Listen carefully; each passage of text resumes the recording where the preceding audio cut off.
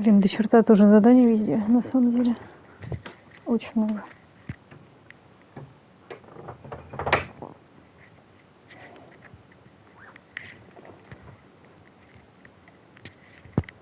They fled in that direction. I should be able to find a way in. I have already passed by the Église Sainte-Marie. I can get back there quickly from here.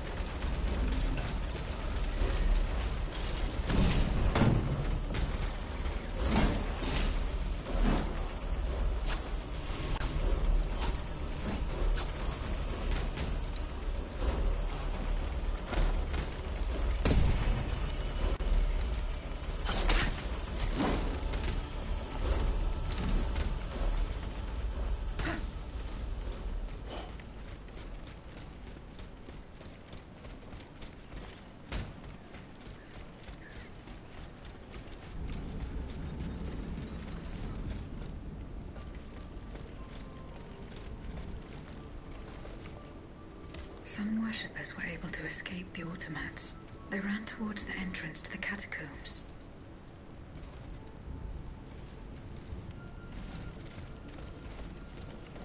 Окей, в катакомбы так в катакомбы.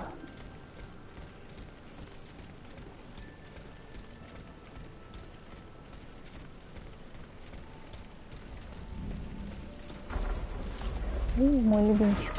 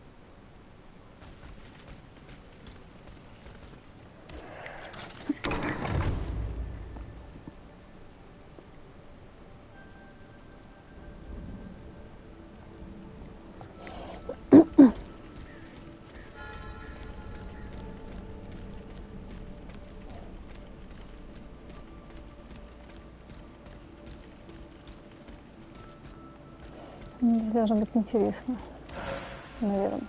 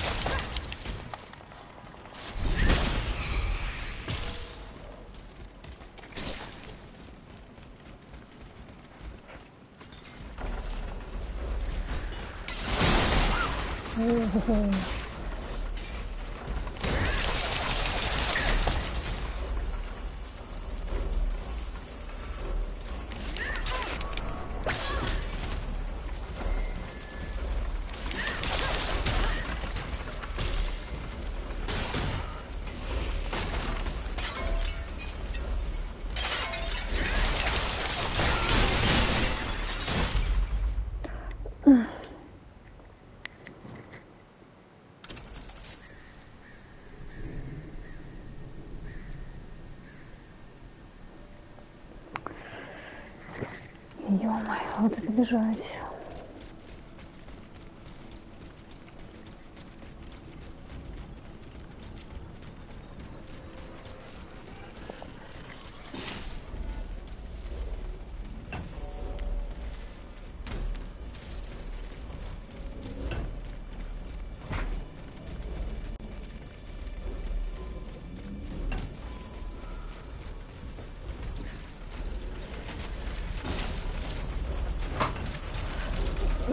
Нет?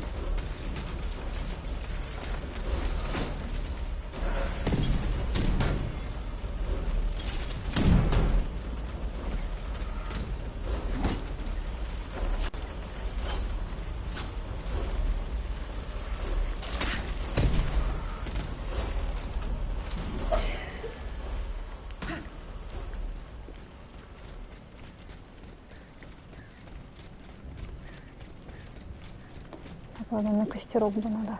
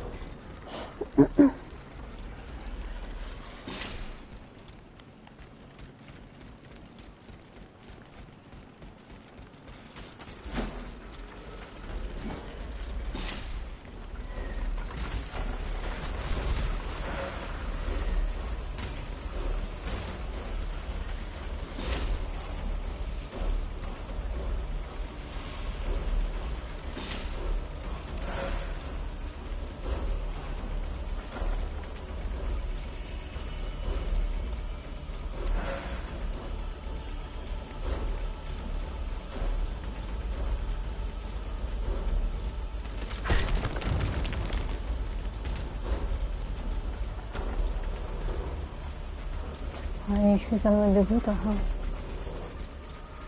Чудесно.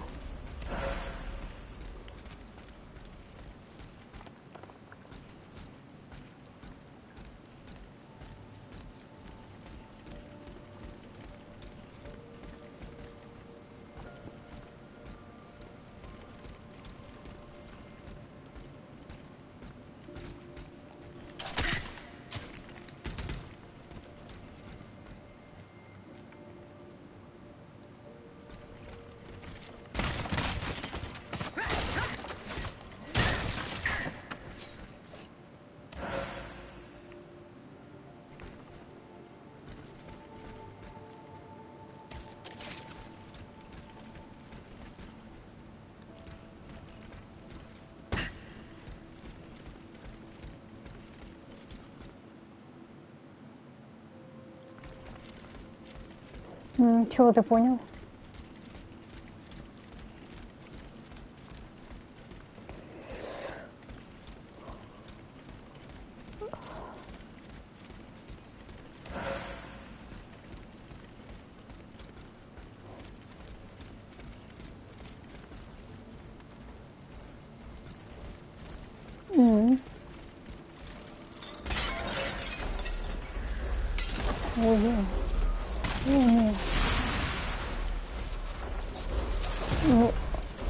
Ну, как бы да, сайд-квест. А мне ничего сейчас другого не остается.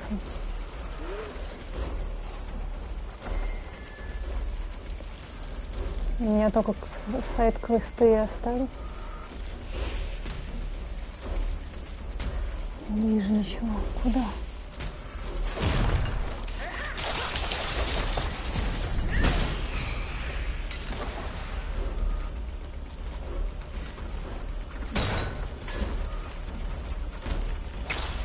Блин, боже.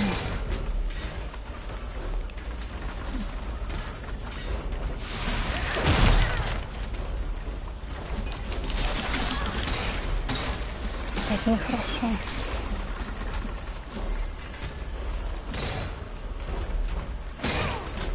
Блин.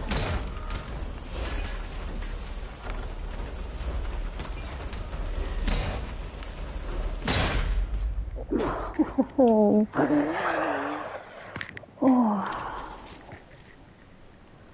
Ну что за...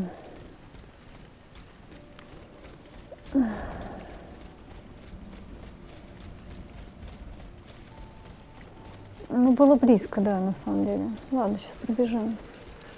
Что-то прям... Вот эти вот душнецкие, конечно, граждане. Они еще когда палят, прям... Вообще просто невозможно.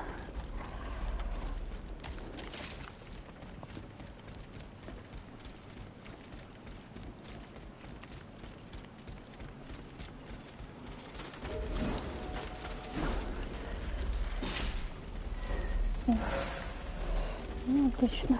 О.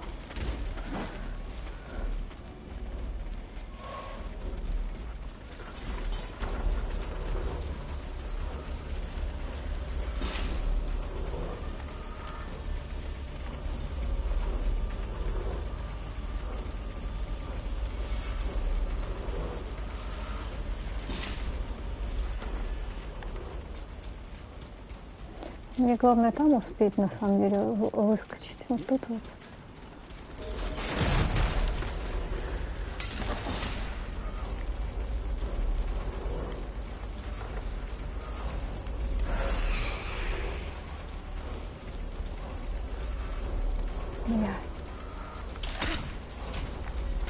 Вот так.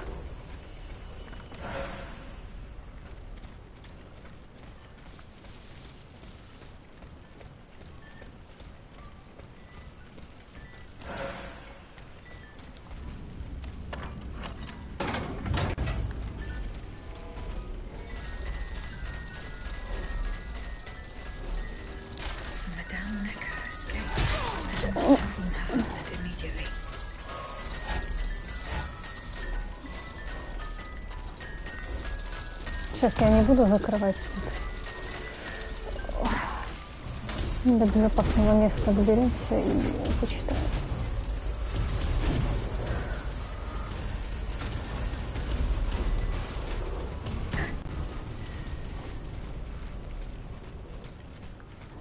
Вот тут. Так, мой любимый муж, если ты читаешь эти строки, значит, Господь жалился над нами обоими, и церковь не стала нашей гробницей, и я смогла выжить в той ужасной везде, и теперь собираюсь найти нашу дочь Жермену в благотворительном доме на Сен-Сюльпис. Мы будем ждать тебя там, твоя любящая и верная супруга Сюзанна.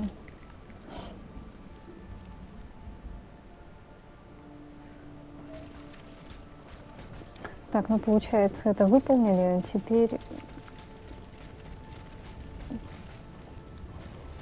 дальше.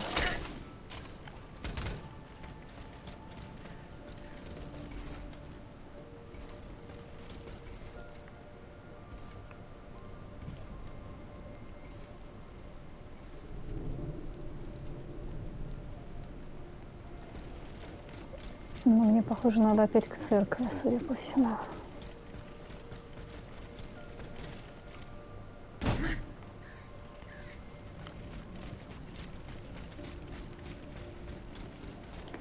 Мне перепрыгнуть там надо. Или нет? Или нет? Видимо, нет.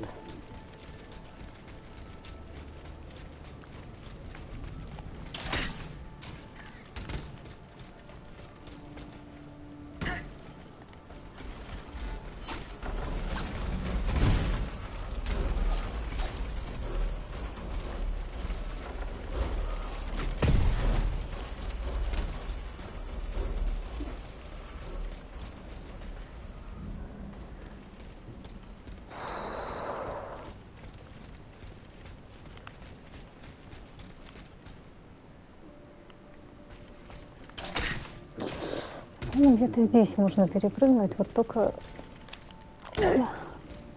вопрос, где именно. Но мне на ту сторону однозначно.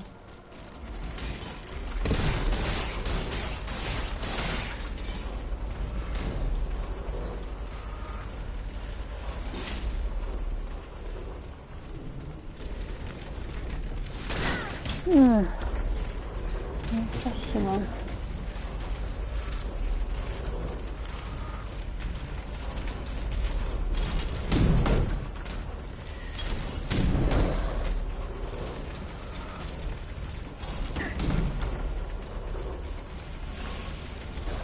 Я просто реально не помню, где на той стороне можно пройти.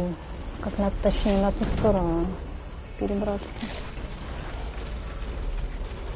Что я помню, это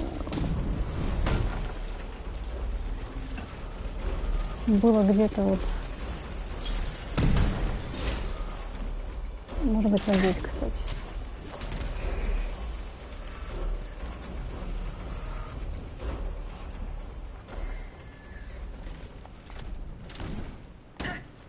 Да, Да, вот, наверное, вот точно. Ага. Вот здесь это было.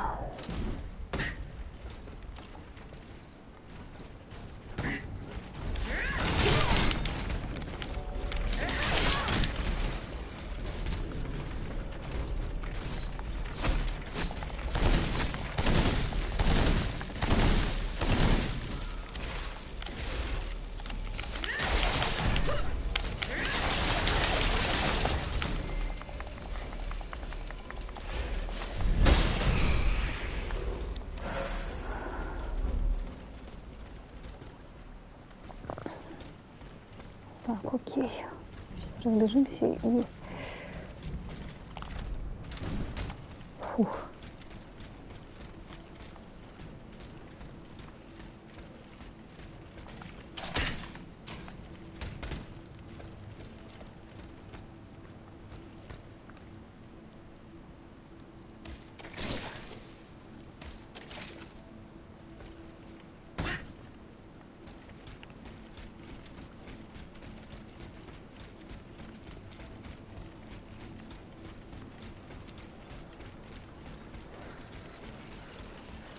Кстати, сундук.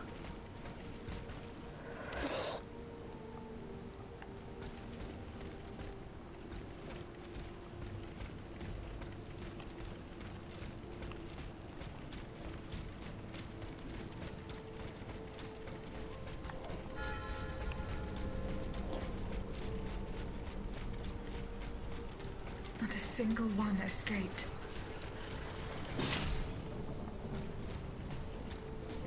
Ага.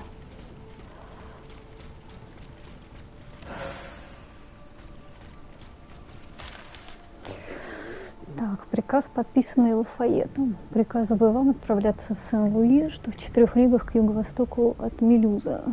Я запрещаю вам и вашим людям разговаривать с пассажирами. Вы должны отвезти их к уланам Хауптмана Хойзера, который будет ждать вас в гостинице на перевалочном пункте. Генерал Мутье де Лафайет.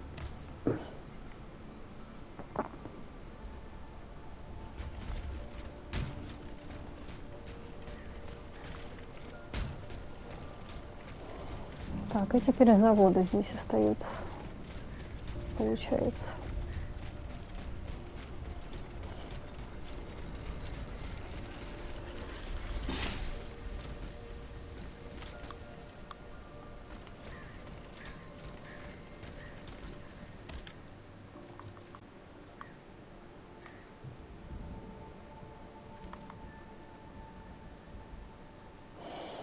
Месье де Лафайет, дорогой месье, я отправилась в указанное вами место и встретила там того, кого никак не ожидала увидеть, мадам де Полиньяк, фаворитку Ее Величества. Она не стала утаивать причину своего пребывания в столь мрачной обстановке, так что теперь я знаю, какого рода груз вас так беспокоит. Шарлотта и юный дофин пропали. Улики указывают на засаду, подготовленную на дне герцога Орлеанского. По всей видимости, они напали на карету, в которой прятались дети. Что касается кавалеристов, сопровождавших ее, боюсь, все они погибли. Их изрубили королевские автоматоны.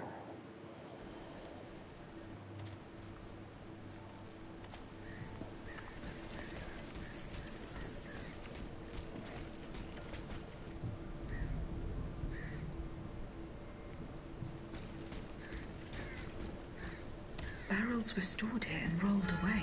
These grooves prove it.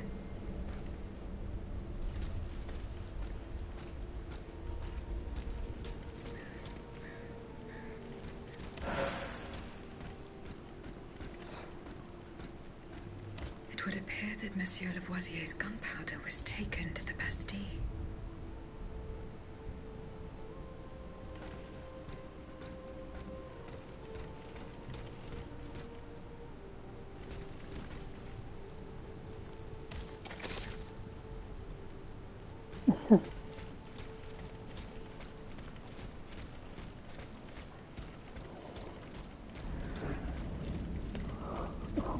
Вот и посмотрели.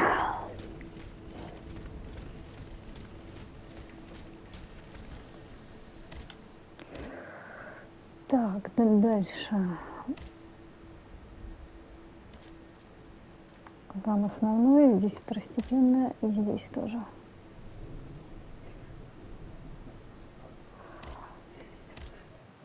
Окей. Сейчас перетрем с учеными мужами и пойдем дальше выполнять.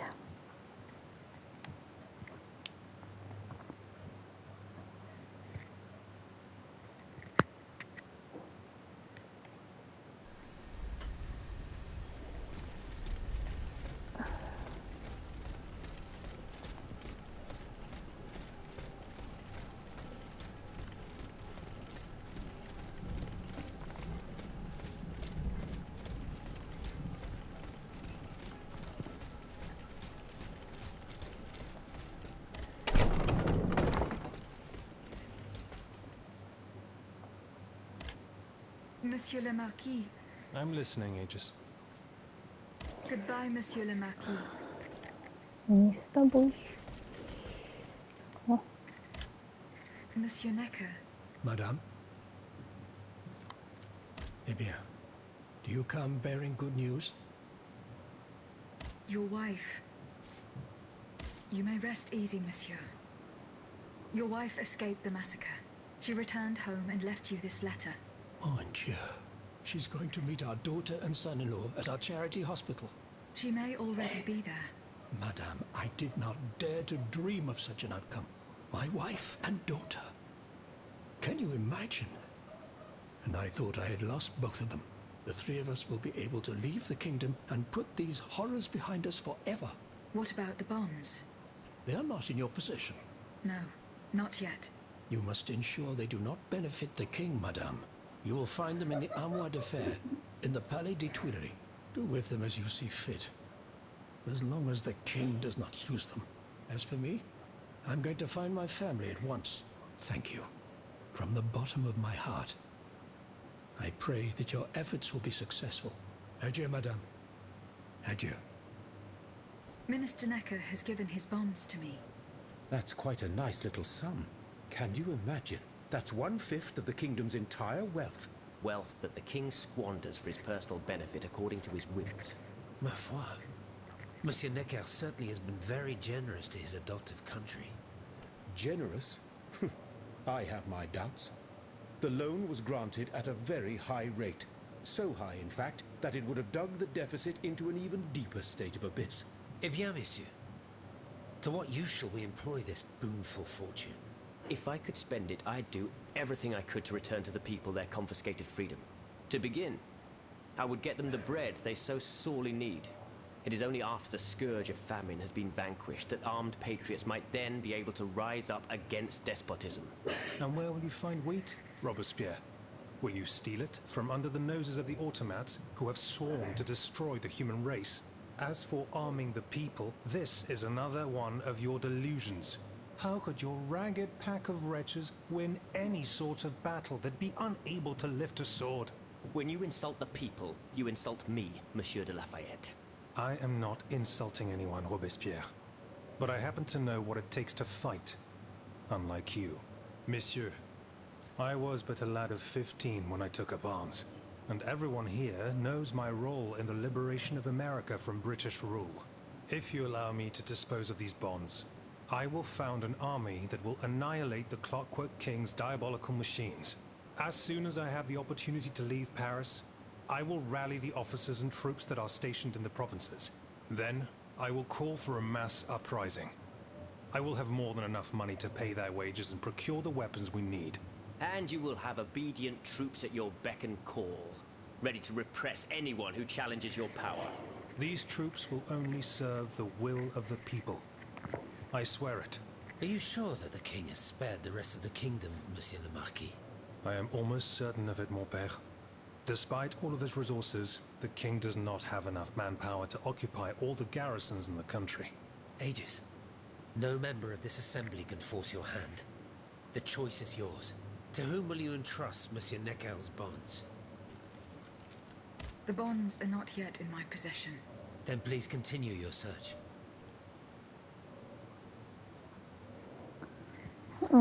Вообще, по идее, должен был трофей выпасть за то, что жену Некера нашли раньше, чем ценные бумаги, которые вот в Тюильри находятся. Но, видимо, не сейчас.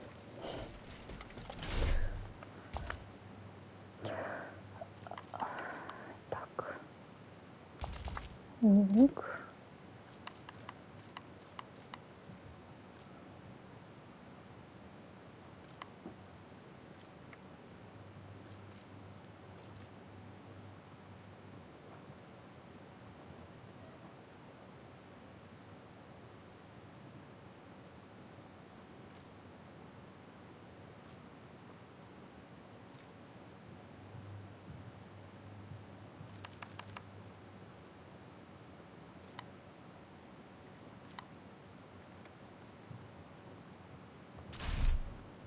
Мне же надо было с кем-то переговорить, вроде, насколько я помню.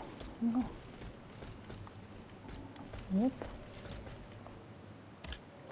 How was your search at the Vaucansons' home? I found this penknife there. I was struck with a vision as soon as I picked it up. I saw Mademoiselle de Vaucanson running from the Comte de Cagliostro. This letter refers to a hiding place where she often sought refuge. It's in the Jardin du Luxembourg.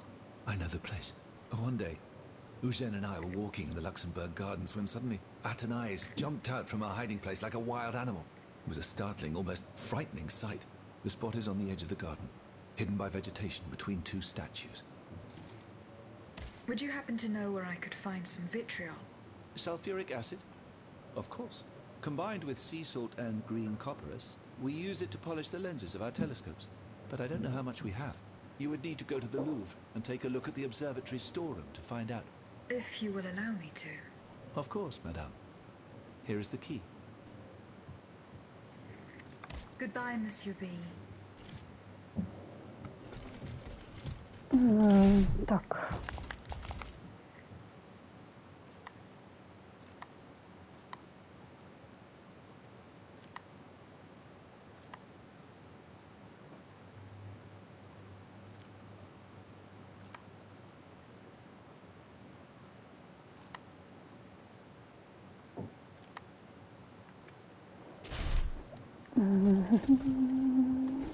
Так.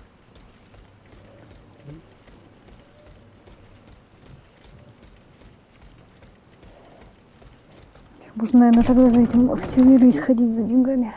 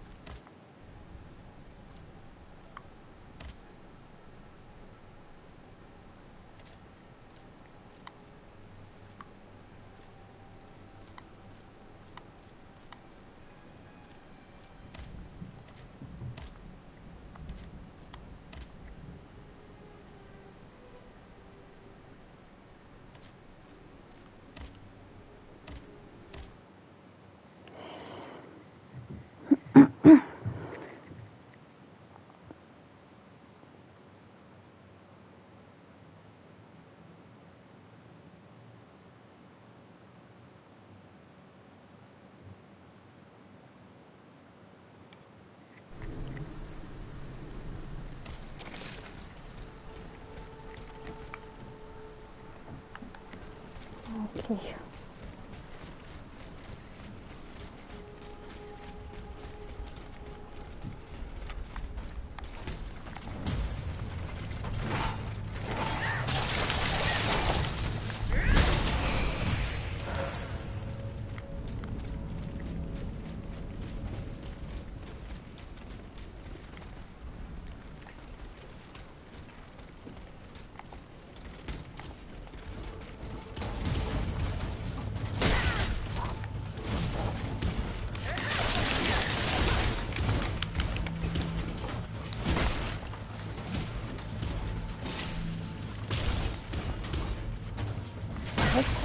Да?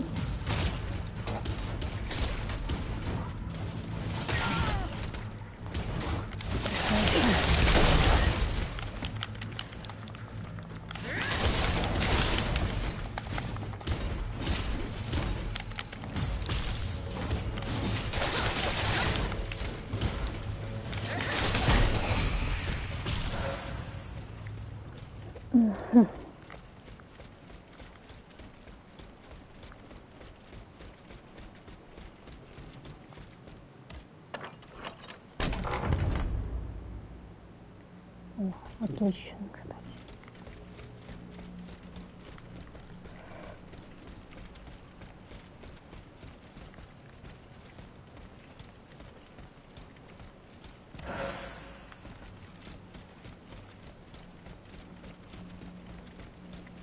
Угу.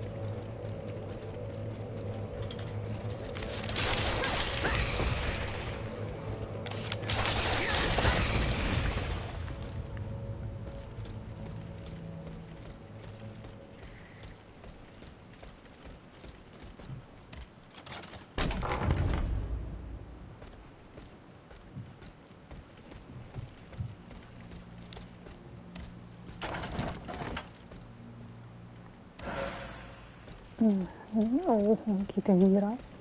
Найс. Смотри.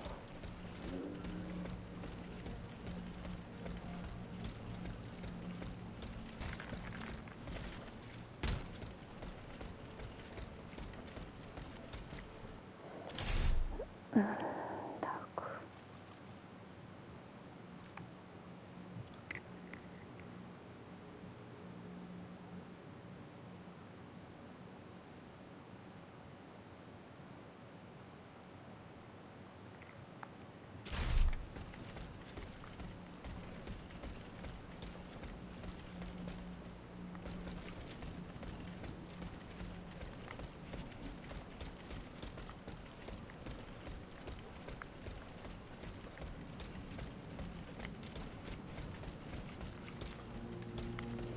Ко мне бы на второй этаж как-нибудь.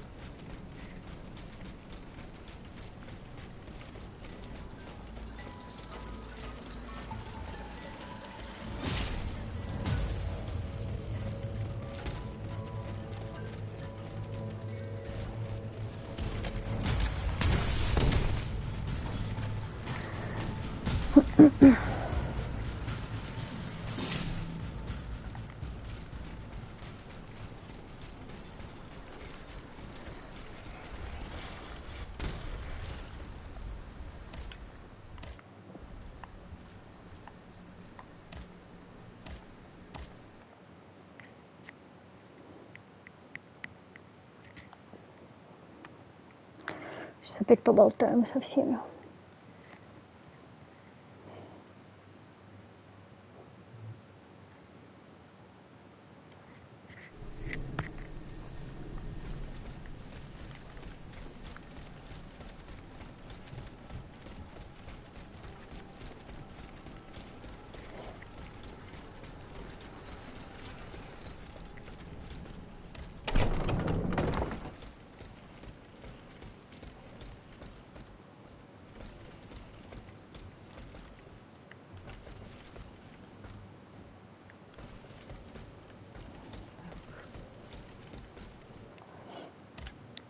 Monsieur Lavoisier.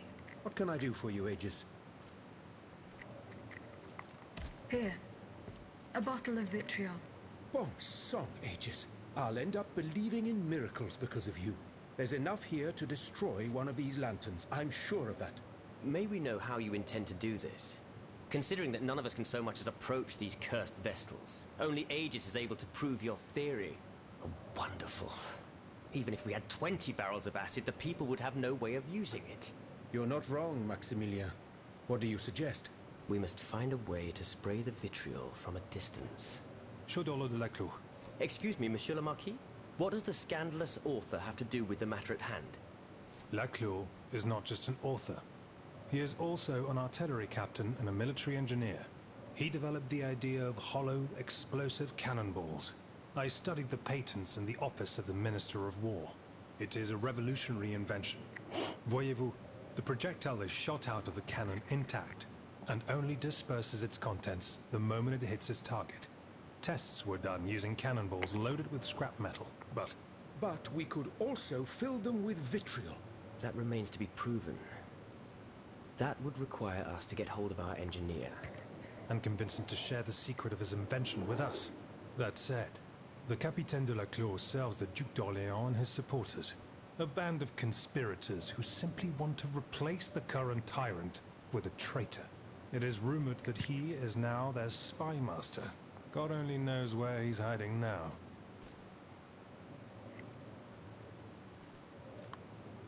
The clues I found at the warehouse suggest that the gunpowder was moved to the Bastille. Diable. You must find a way to get there and put an end to this threat. I would like to access the contents of a safe that is supposedly unbreakable. Dare I ask for your help, Monsieur Lavoisier? And how can I be of assistance to you, madame? I need gunpowder to break through the door. Gunpowder? But I don't have a speck of it, mon ami. Do you think I just walk around with explosives in my pockets? Oh. I apologize.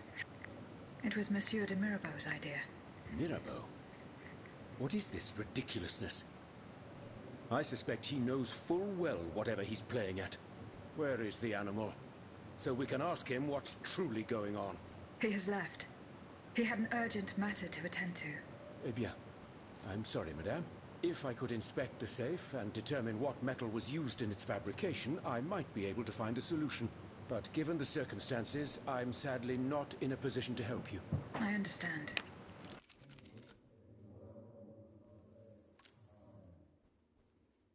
Goodbye, Monsieur Lavoisier.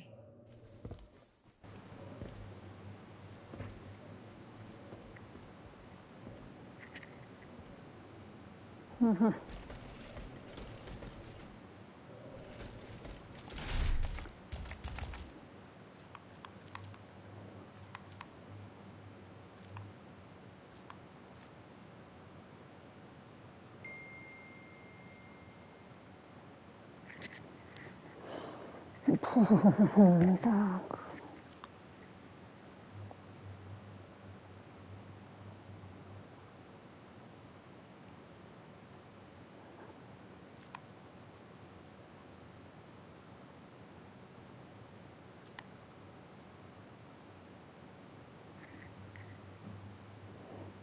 Не, квестов реально очень много. Причем сейчас придется обратно бежать, походу. Теперь тайник изучать.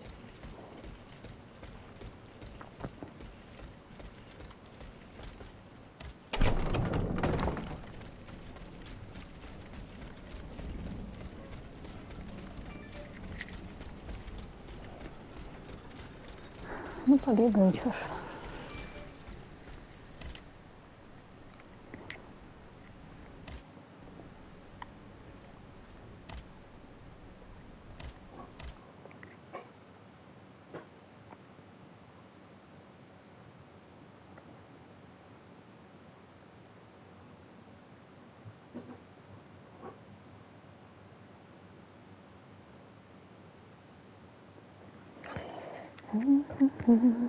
Here I am at an impasse. Should I go to the Tuileries to examine the safe? There may be a way to force it open. I can get to the Tuileries Palace via the Louvre. Then I should be able to enter it through the courtyard.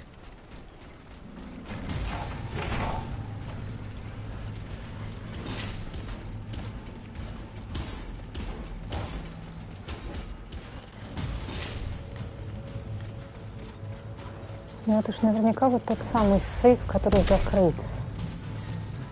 Там другого нет никакого.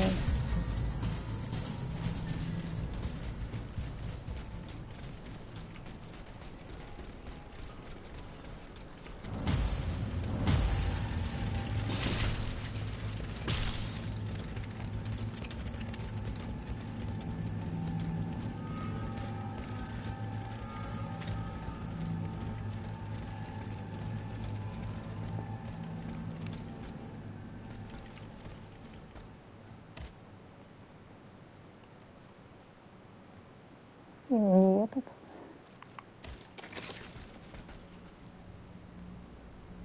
Реально не этот, походу.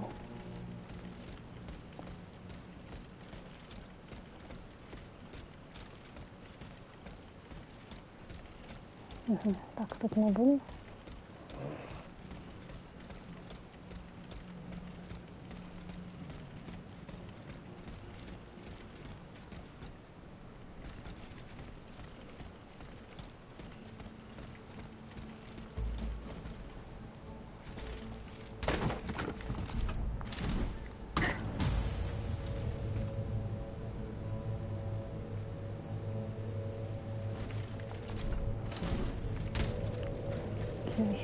Пробежимся.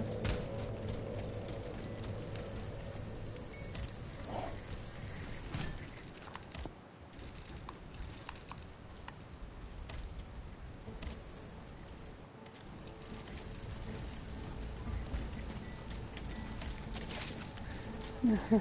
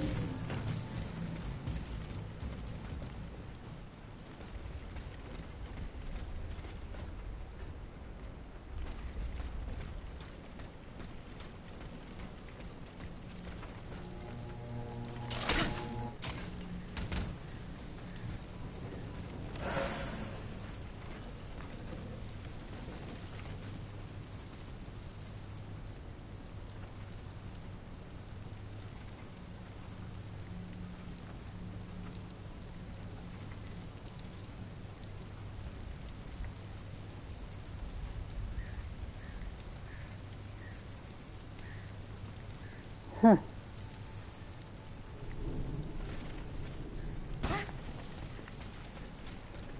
Что-то я как-то не до конца что-то понимаю, куда надо идти.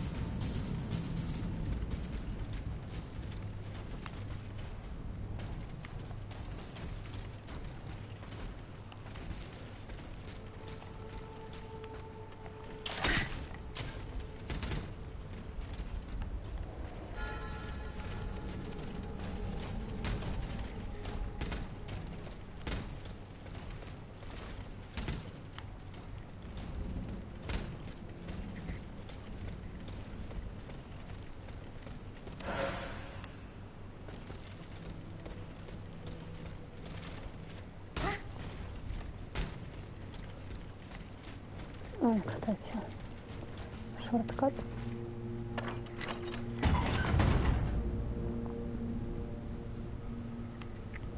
Угу.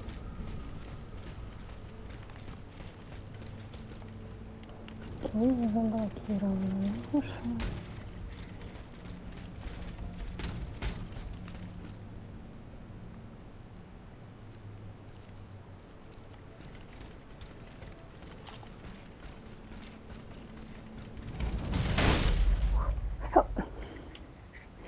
Nice.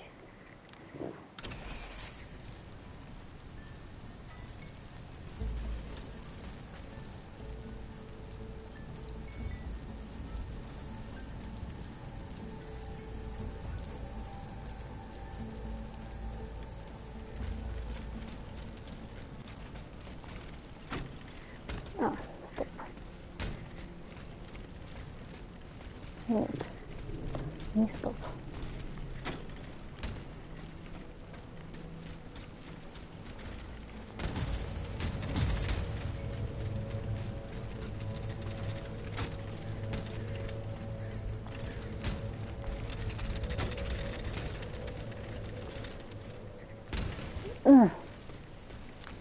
Нет.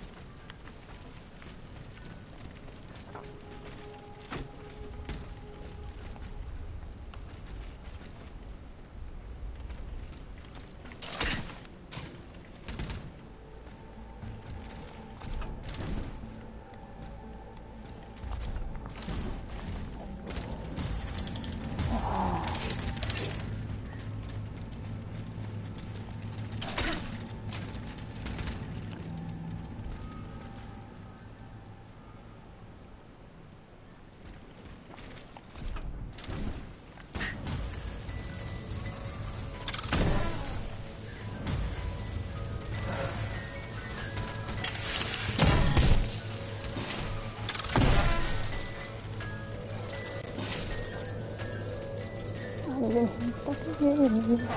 Нет.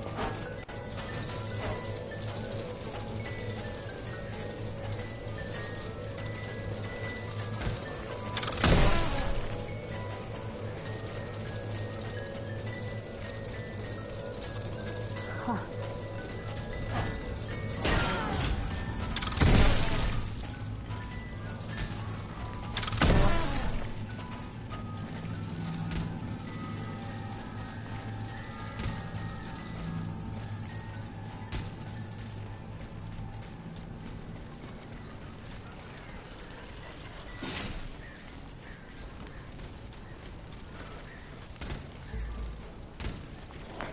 Господи, как же я теряюсь здесь везде, невозможно.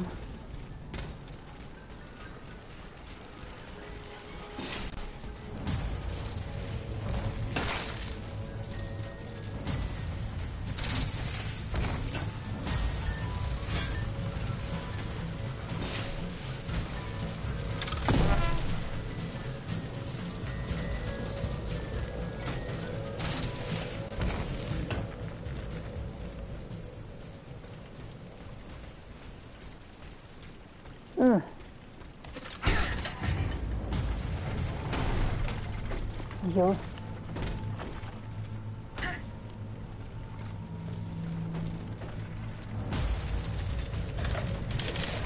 Ой, собачка со мной прекрасно, но две собачки. Нет? Нет.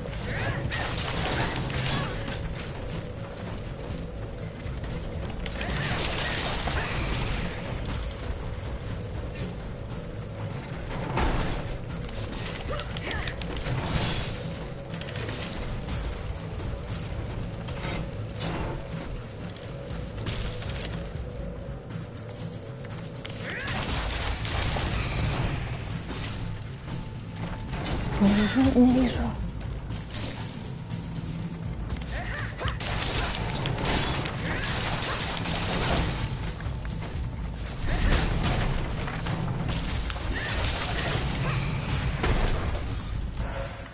Ну, не сказала бы, что прям мощная, на самом деле.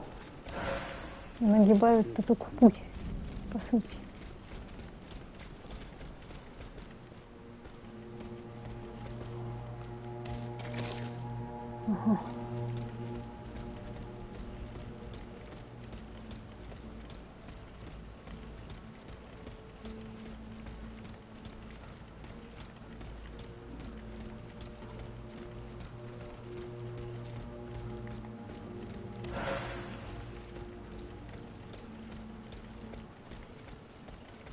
Здесь ничего.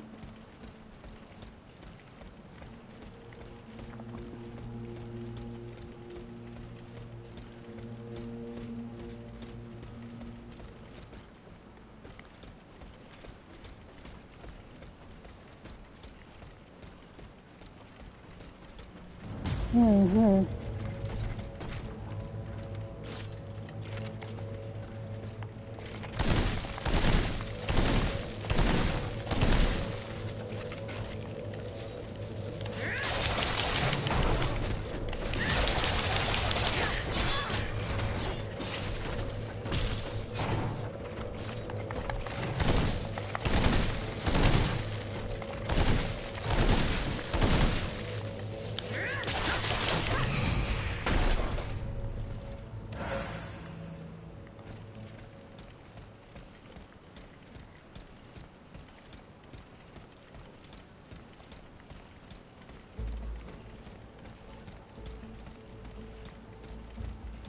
Почему такая темнотень?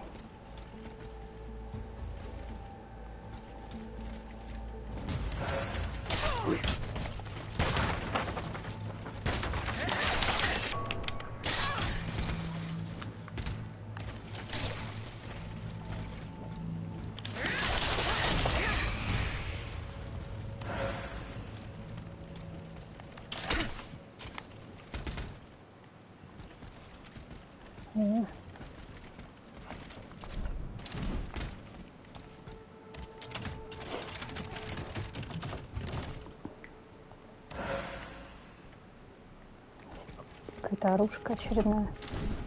Ай, нет.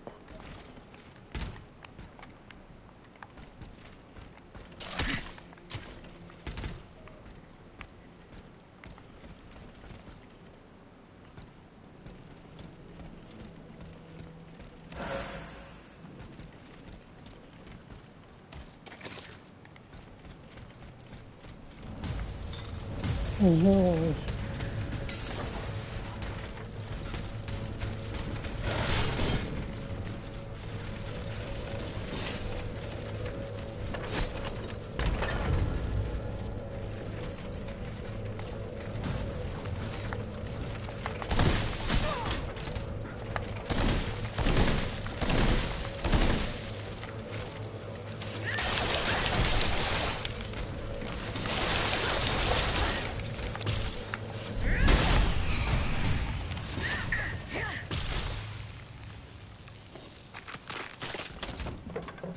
Так, письмо королю. Ваше Величество, предательство солдат, расквартировавшихся в доме инвалидов, зажгло искру бунта, и пожар вот-вот охватит всю армию. В такой ситуации я советую прибегнуть к тем же суровым и справедливым мерам, которые вы подготовили для мятежников из третьего сословия.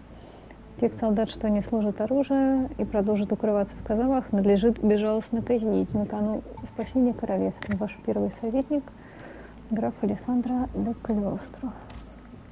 Не, ну зачем закрывать? В принципе, видно.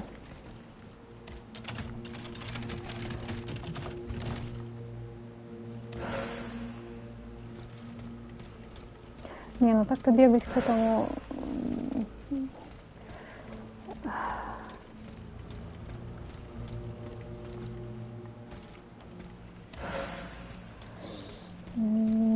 Бегать к тайнику не просто получается.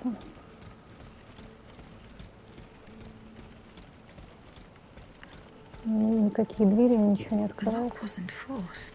Whoever opened it had the key. Monsieur Necker's bonds are still there. There's something engraved on it. H.G. Riquetti. Comte de Mirabeau.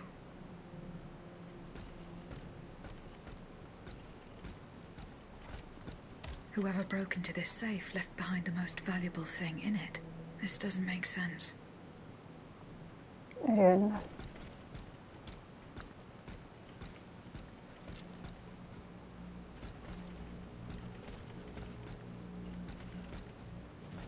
Теперь в обраточку не дать.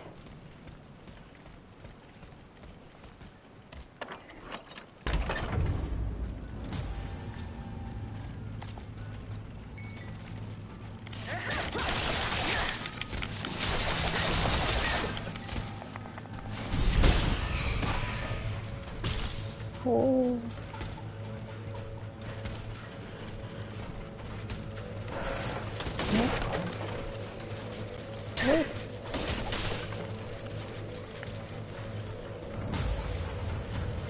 Это я куда буду, интересно? Куда-то.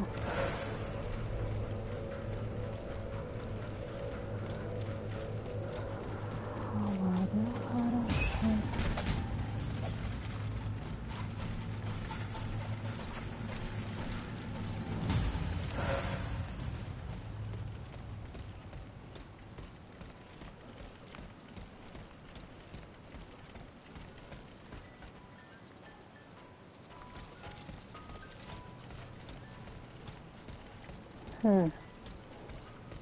Что-то пока даже не сориентируюсь.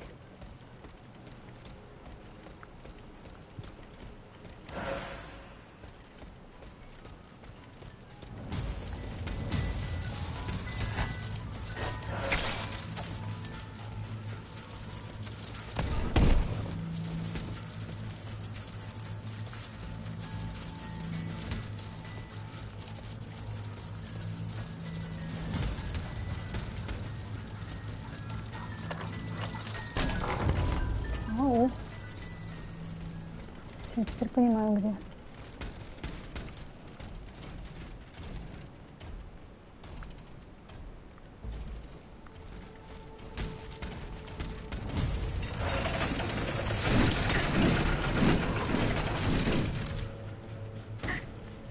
До свидулечки.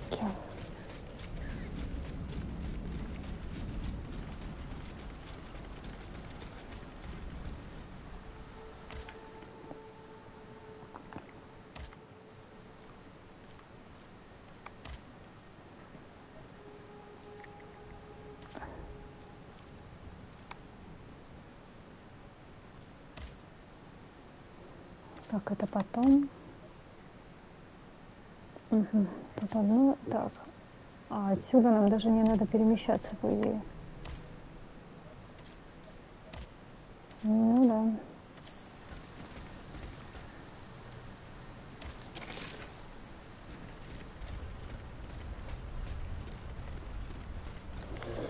да. Это поди опять бежать через все эти.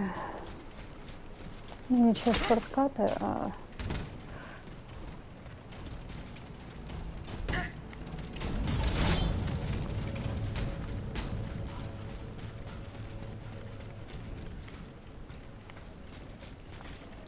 Не знаю, может быть там, конечно, сейчас что-то будет вот здесь. Нет. Ай.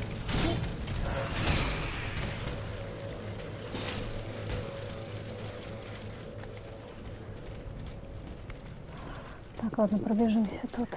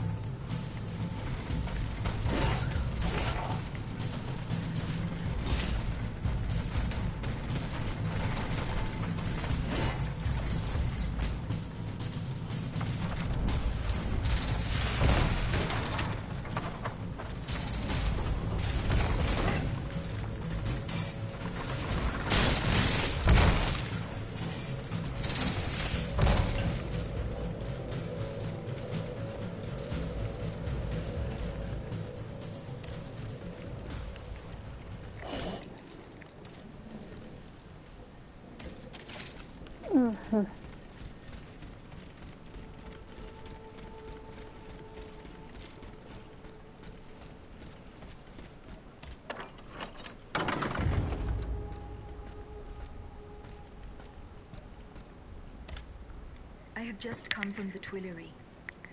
The Armoire de Fer has been ransacked. Diable. Someone beat us to it. This is very unfortunate. God only knows what we would have found there. I found a body there, killed by automats. Mon Dieu. How dreadful. Dreadful indeed. Especially in the victim's hand. And what is that, pray tell? A dueling pistol, with your name engraved on its plate. Oh, May we? You're right. It is my pistol. It was stolen along with a number of other things. It happened just before the Estates General at my lodgings in Versailles. But how on earth did my weapon end up in the hands of this poor soul? I am certain we will find an explanation. Those letters you have. You were about to throw them in the fire, weren't you? They belong to me, and I shall do with them as I see fit. I don't have to explain myself to you. I do find it curious how you left the convent without telling anyone. How those letters seem to weigh so heavily in your hands. So these letters appeared as if by magic, just as the Armoire de Fer was being ransacked. You misinterpret my intentions, but you're right about one thing. I do have a confession to make. You and I serve the same cause. The Queen's. I found your pistol in the hands of a dead man. Who was this unfortunate soul? Mathieu, one of the servants I had sent to retrieve the letters. I gave him the pistol for self-defense. Alas, it seems it was of little use to him against the King's automats. You claim that we're fighting for the same cause. Very well. I shall give you the benefit of the doubt, and an opportunity to convince me. You can start by telling me about the letters. My private correspondence with the King. I had a key to the armoire, which served as a mailbox. Are you conspiring with the King? No, you don't understand. I was something of a shadow advisor, a diplomat, working in complete discretion. I feared his stubbornness would lead the kingdom to ruin, so I tried to reassure him regarding the aims of the Third Estate. But when Vaucanson told me what happened at Meudon, I realized it was a lost cause. You claim to be a friend of the Queen. The King has gone insane. After what happened at Meudon, that much is clear. We can no longer expect any leniency from him. Hence my support for his wife. She's a headstrong woman, and much wiser than she lets on. You must know that she means to put her youngest on the throne. The young prince, Louis Charles. A regency would restore peace and unity to the kingdom. Then all that would remain would be to establish a constitution. I have the support of the people. They trust me. I'm the only one that can bring about these reforms. Tell me, what happened at Meudon? It's all here in this letter, written in the King's own hand. Please, give it to the Queen. She must learn the truth. Why were you in such a hurry to destroy your correspondence? The letters contain sensitive information about my Third Estate Ну colleagues. да, акцент If it had хороший. gotten out, I would have surely lost Приятная my озвучка. allies' trust, as well as any hope of establishing a regency along with it. Ну, признание короля аббату Эджварту де Фермону. Святой Отец, вам, кому я исповедался, вам, кто всегда слушал и понимал меня, вам, кто поддержал меня в тот ужасный день, когда сам Господь меня отверг. Я должен признаться, что совершил худшее преступление из всех. Я убил своего сына, и это я приказал дать ему смертельный яд, поверив, что с помощью черной магии я смогу сотворить чудо, в то, что дам ребенку, которого врачи считали обреченным, новое превосходное тело, я осквернил душу своего любимого сына. Теперь она, еще совсем невинная, заключена в богомерзкой металлической клетке. Я превратил своего ребенка в отвратительное чудовище, получеловека, полумашину, стремящуюся разрушить стены тюрьмы, в которой мы надеялись ее сдержать. Все, чего мне хотелось, все, чего хотело мое дитя, это смеяться и впитывать красоту мира, а я отдал его во власть ужаса, безумия и беспросветного одиночества. Аббат, я хочу только одного, верните мне веру, это приказ вашего короля. Мне не нужно небытие, о котором...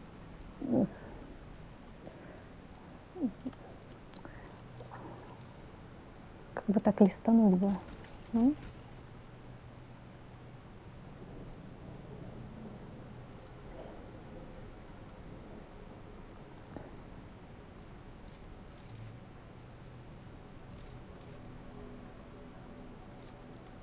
Мне не нужно небытие, о котором говорят философы. Мне нужна вечность, чтобы я мог провести ее, пытаясь искупить вину за свое страшное преступление, которое совершил. Я жажду небесного суда, чтобы мой Создатель покарал меня. Святой Отец, я хочу, чтобы моя душа была бессмертной и могла вечно гореть в аду. Людовик.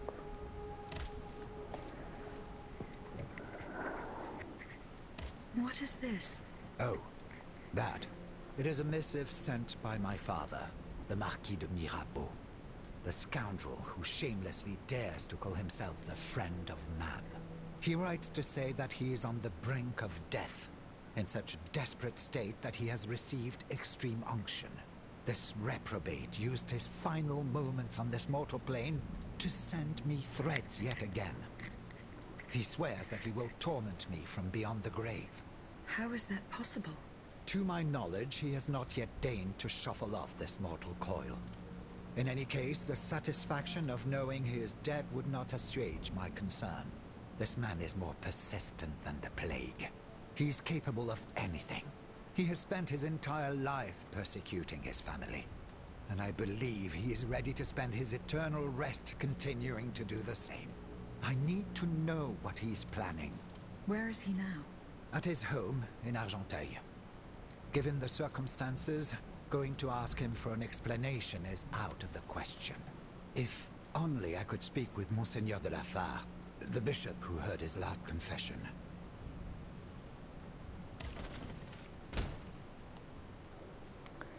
Короче, бегать и бегать, судя по всему. О, да.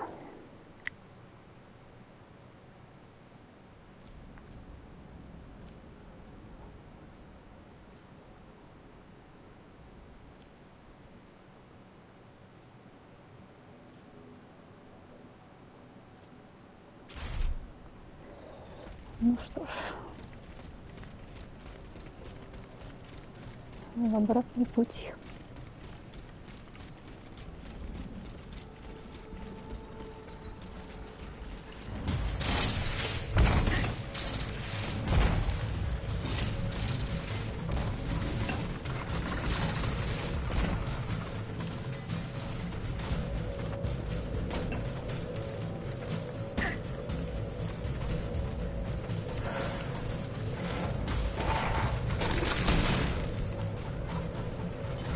Меня так не видит, наверное.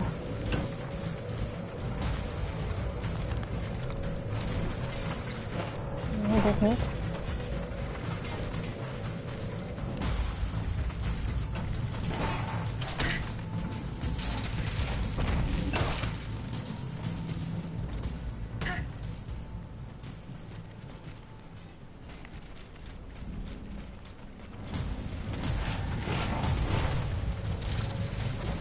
Ну, кстати, по боссам должно быть еще много достаточно, на самом деле.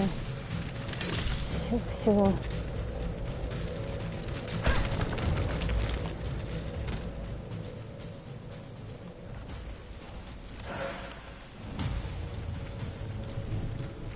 О, понятно. Так, ну ладно, если что, можно было здесь тоже пройти, это хорошо.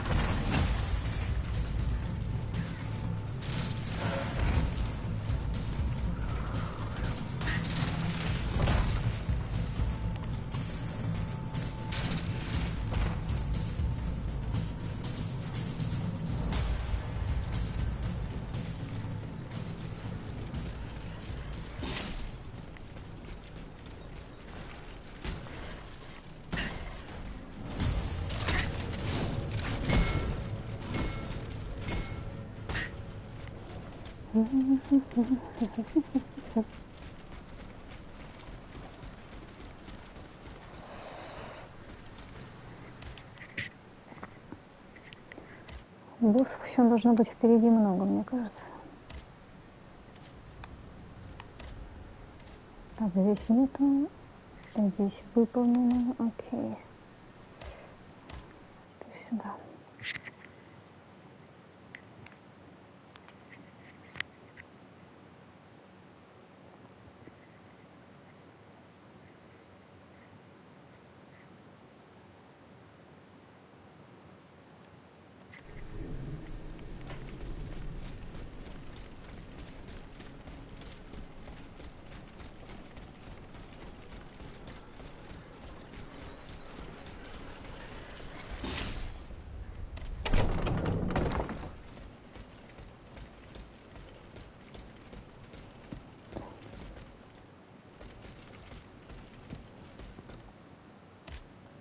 So how is Monsieur Marat?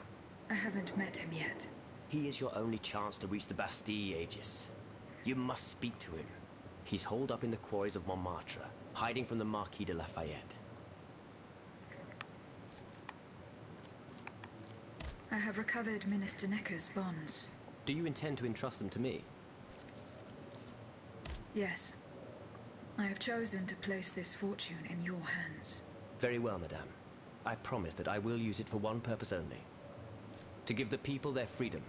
When a monarch violates the people's most fundamental rights, insurrection is their most sacred and indispensable duty.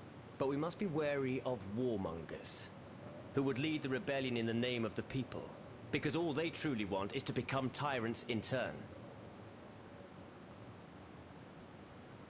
А вот и признали. As for the lanterns... Did Monsieur de Laclos tell you the secret of his explosive cannonball? No. We didn't talk about it. That's a pity. Without his help, our strategy is doomed to failure. Let's see. I know he's close to Monsieur Marat, the patriotic journalist. He's currently in hiding in the quarries of Montmartre. But please do not breathe a word of this to the Marquis de Lafayette. Those two are at daggers drawn. It would certainly end in a bloodbath. Goodbye, Monsieur de Robespierre. Итак, что дальше?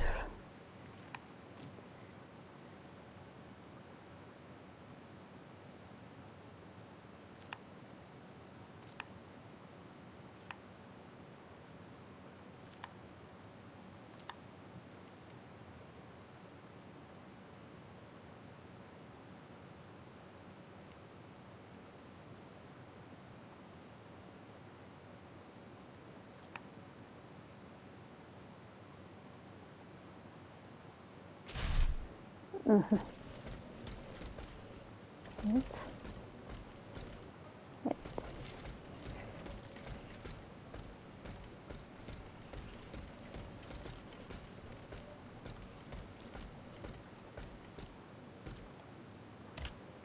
Monseigneur.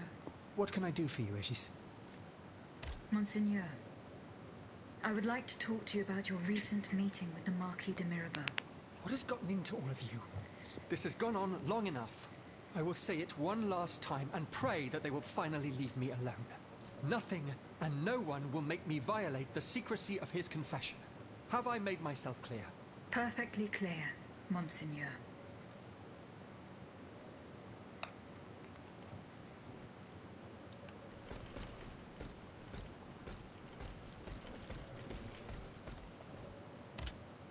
Monsieur de Mirabeau. Alas, the bishop stubbornly refused to reveal anything. Damn it. I need to know what my rogue of a father is up to. Let me think. In light of the cartload of threats he sent me, it's safe to wager that my sister and mother received similar letters. They may even have already suffered his revenge. However, my sister lives in Grasse in the south of France. Unless a messenger rode 100 horses to death, she could not have received this letter. Then there is my poor mother. If you ask me, I will go to find her. Yes, it's very kind of you to offer. But I couldn't even tell you where she is staying. Your own mother? Indeed. It's a very embarrassing matter. A secret, which I beg you not to divulge. I can be discreet. Rest assured. Very well. You should know that my mother, the Countess of Covey, has lost everything. Truly. First her fortune, then her faculties. No matter what I tried, nothing could prevent her decline. It is said that she is now living on charity, in the most abject poverty in the slums of the Marais. If perchance your past takes you to this dreadful place, and if she still remembers who she is, perhaps you may meet her.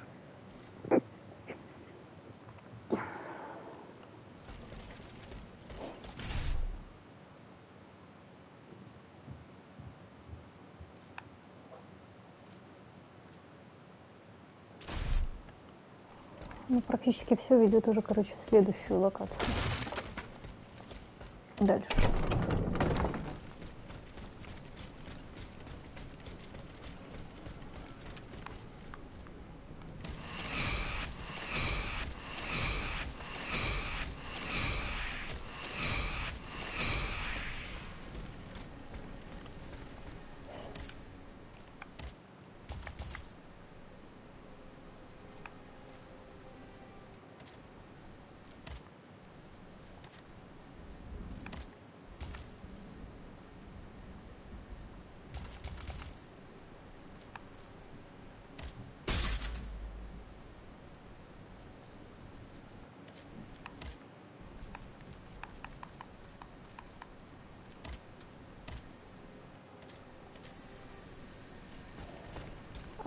Кстати, это надо королеве написать. Похоже. Нет.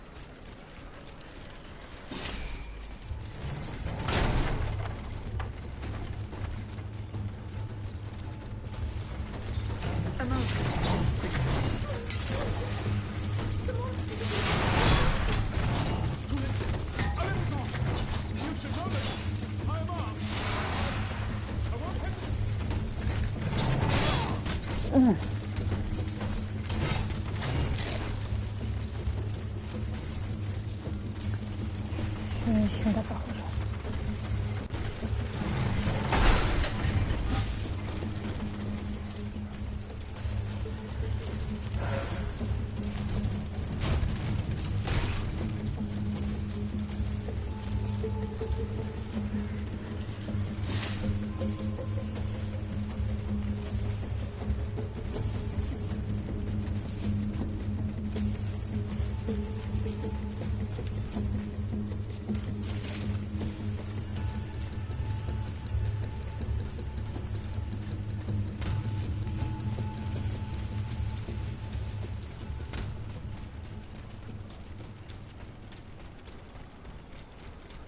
Athenais' hiding place.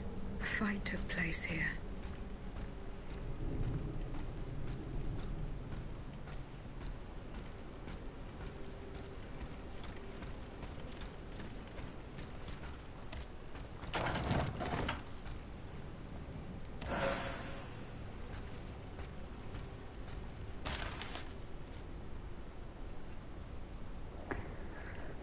Так, письма о слепых Дени Дидро. На первой странице книги оставлена запись от руки. Именно здесь, в священном храме природы, куда я сбежала от людей насладиться заветным уединением, я чувствую близость к вам.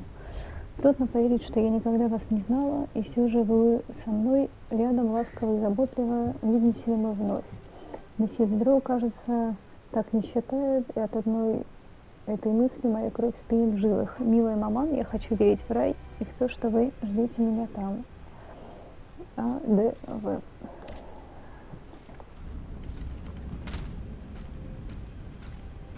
Franciscus Antonius. What unusual names. Whose cane could this be?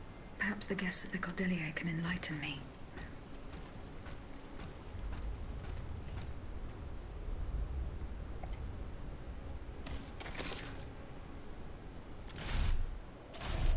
Там какой-то жетон кареты выпал, по-моему, или что-то мне показалось такое. А вот точно.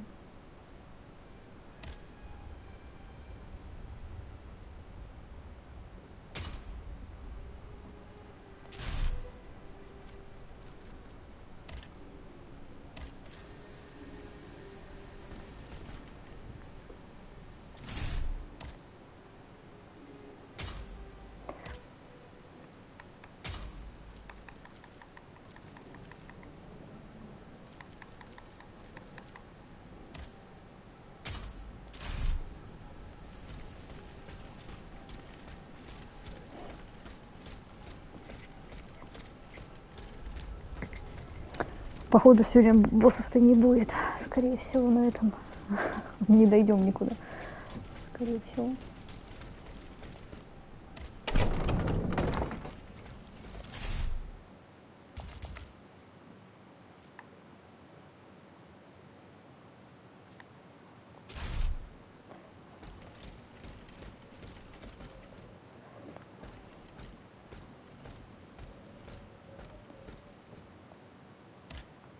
Monseigneur, What can I do for you, Aegis? do the four names Franciscus Antonius mean anything to you? The Franciscan order, perhaps? Go on. Franciscus Assisiensis. Ну, видимо, нет. Видимо, сегодня поговорить надо будет со Antonius всеми. Patavinus, one of its most illustrious members. I'm sorry, Aegis, but that's all I can think of.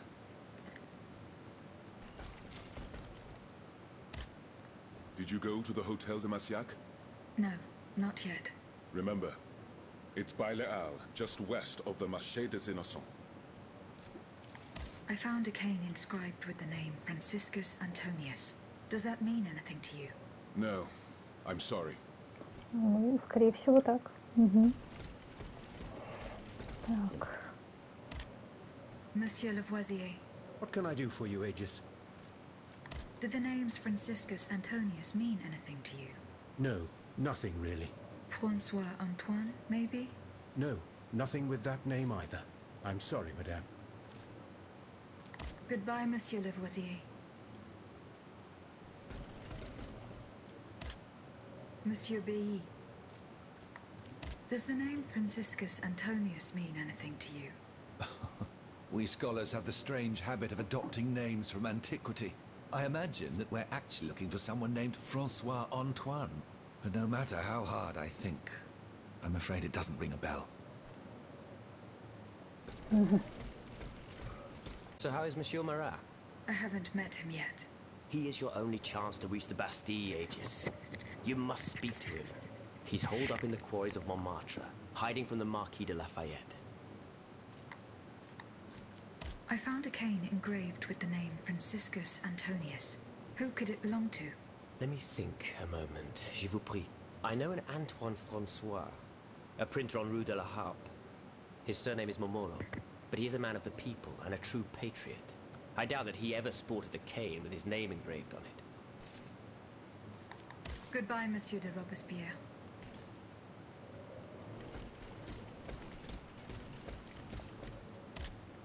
Have you found my mother? No, not yet. Remember, rumor has it she lives in the slums of the Marais, in the shadow of the Bastille. I found a broken cane. It says Franciscus Antonius on it. Do you know who it belongs to? Well, I never. Yes, I know the owner. And I'm willing to bet you're looking for a certain François Antoine. That's right. Well, you'd need to look a little further east, mademoiselle. Across the Rhine for a start. Because this cane belongs, or belonged, to a certain Franz Anton Mesmer. Mesmer, the prince of charlatans. Good heavens, it's been a long time since I've heard his name. 5 years to be exact since your learned commission denounced his theories. It wasn't long after that when he disappeared. Can you tell me more about Mesmer? He was a mystical healer who was once popular with the upper class. I myself attended several of his sessions. You mentioned a commission. The king did not look kindly on the healer's popularity within the court. This led him to appoint a commission from the Royal Academy of Sciences. An institution to which Monsieur Bailly and I have the honor to belong. We were asked to investigate his alleged powers. The experiments that we performed allowed us to determine that Monsieur Mesmer's activities were pure charlatanism, a conclusion that destroyed his successful career the moment it was published. But there was something, Sylvain. A tiny flow of energy that my devices were able to measure. My dear colleague, must I remind you again that we were never able to reproduce your observations? It was obviously a momentary failure of your equipment. Perhaps. I'd like to be sure of it. When and how did Monsieur Mesmer disappear? The denunciation of his techniques was the start of a long descent into hell for Monsieur Mesmer. He was abandoned by his clients and resumed his research in virtual secrecy. I think he was hoping to perfect his so-called science and restore his reputation with the Academy. A hope that led him to associate himself with that dastardly Cagliostro. Привет, Миша. Дополнительные задания делаем.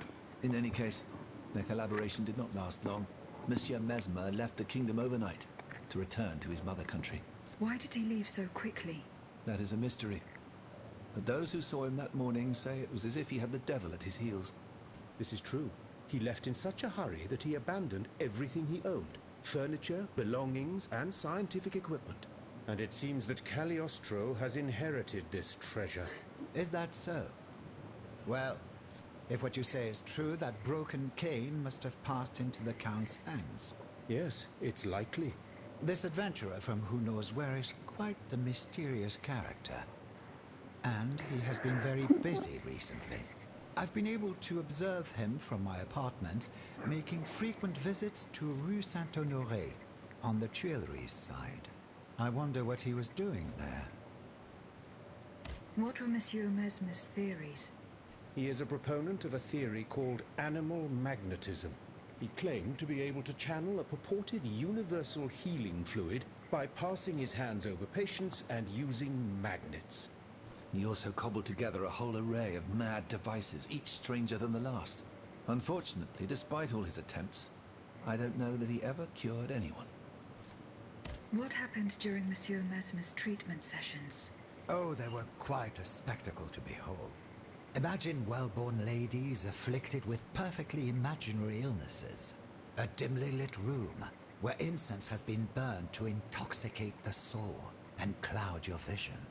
Amiable servants, half-dressed, gliding from countess to duchess to the sound of a sensual melody. And the great Mesmer, a doctor with wandering hands, presiding over the wonderful scene. Oh, you should have seen them. Those grand ladies moaning, crying, and falling into a swoon, clinging to that strange tub. Du théâtre, ma chère. Pure theater.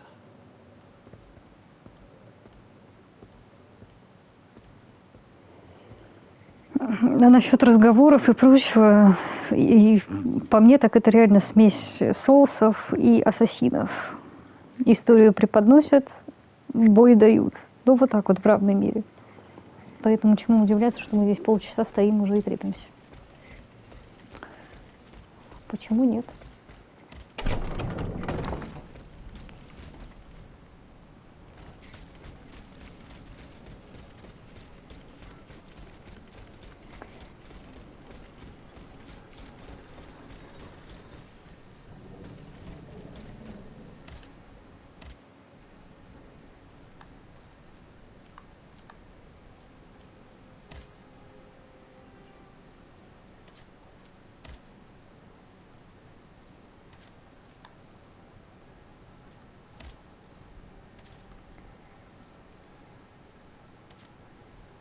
Так, стоп.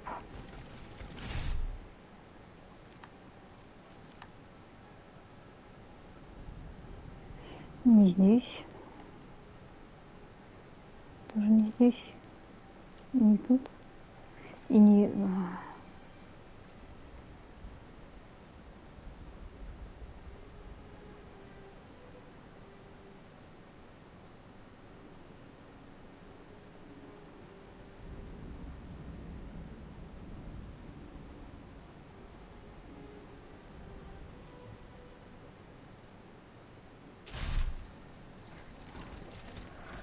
Ну и похоже только в следующую локацию идти. Ну либо сюда, вот, кстати, еще можно. Отели смотреть.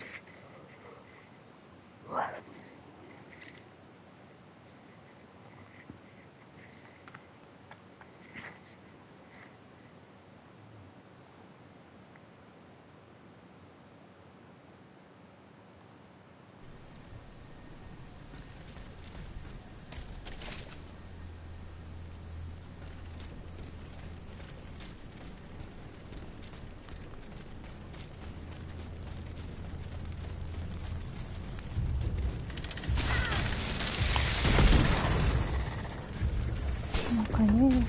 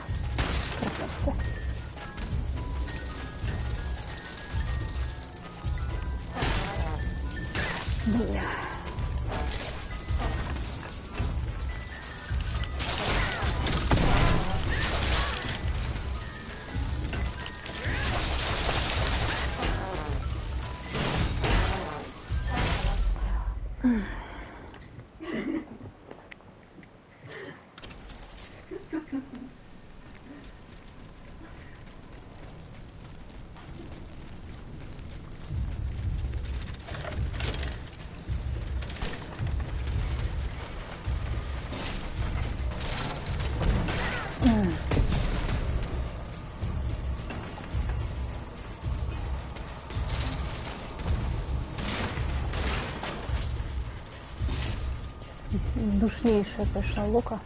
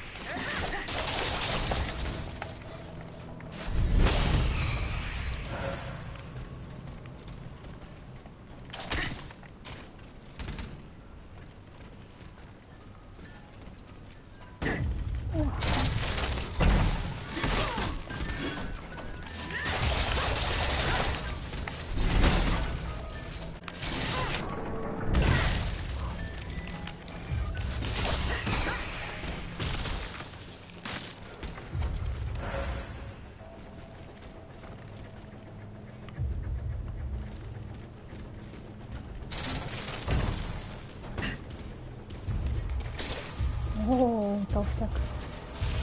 Вот.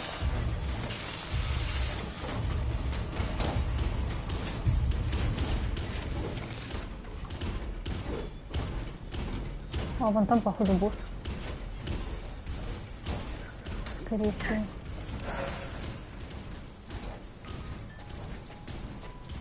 А вон там.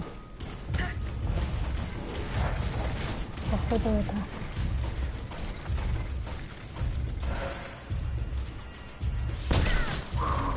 Нет, нет.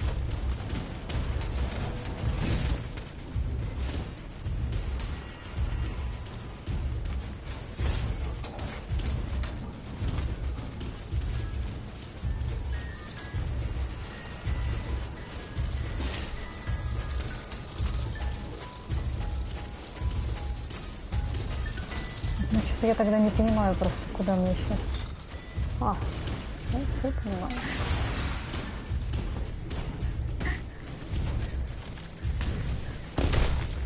Блин, бегать неудобно до него, конечно.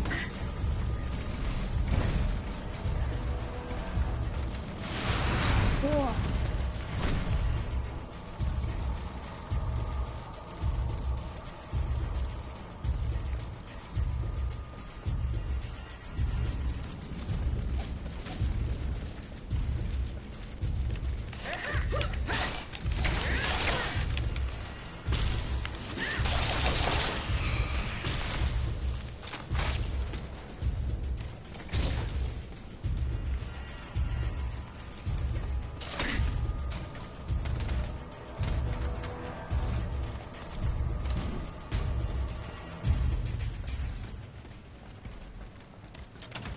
А мог бы босс быть, наверное.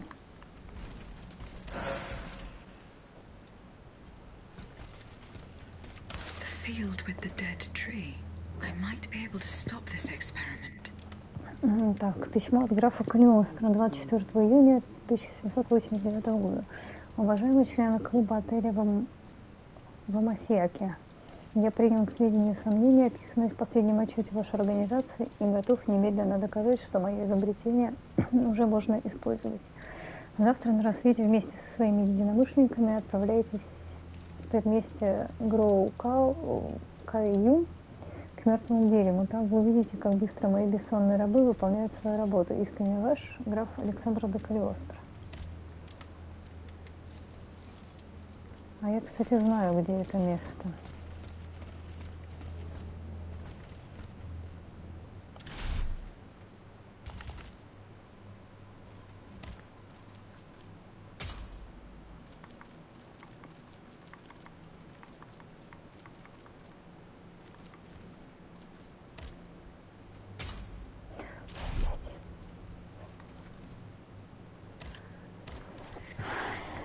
Не туда что-то, окей.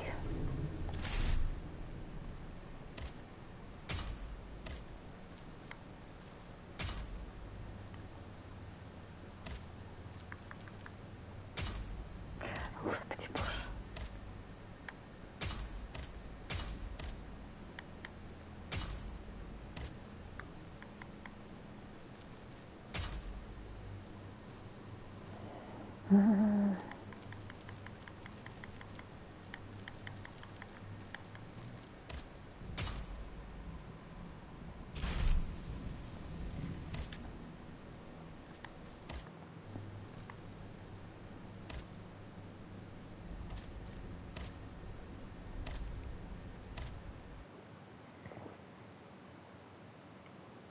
Ну, кстати, да, толстяки теперь стали просто мобами, на самом деле, реально. Не знаю, что там дальше будет.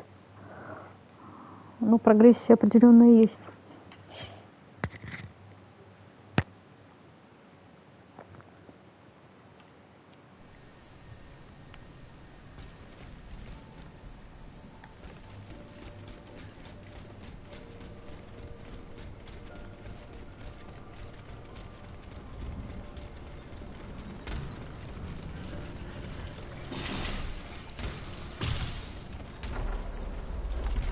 О.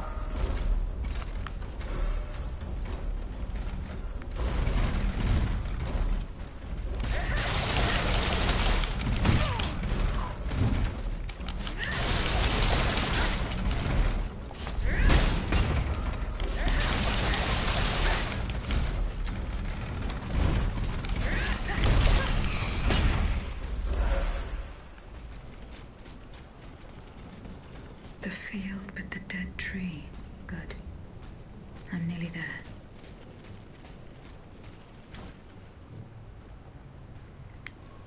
Вот, может быть, сейчас будет босс.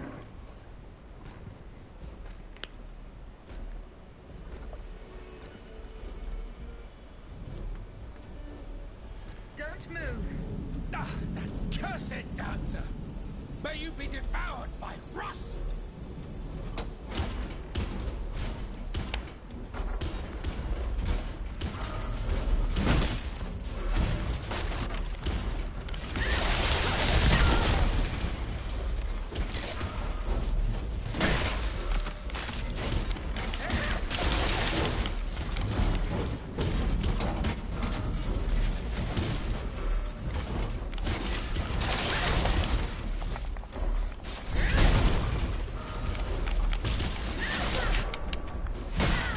Воу.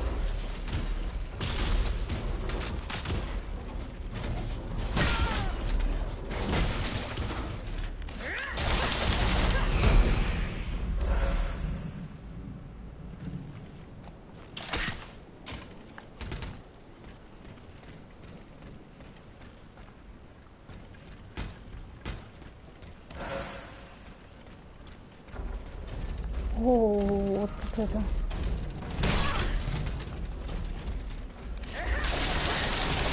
Какие-то новые.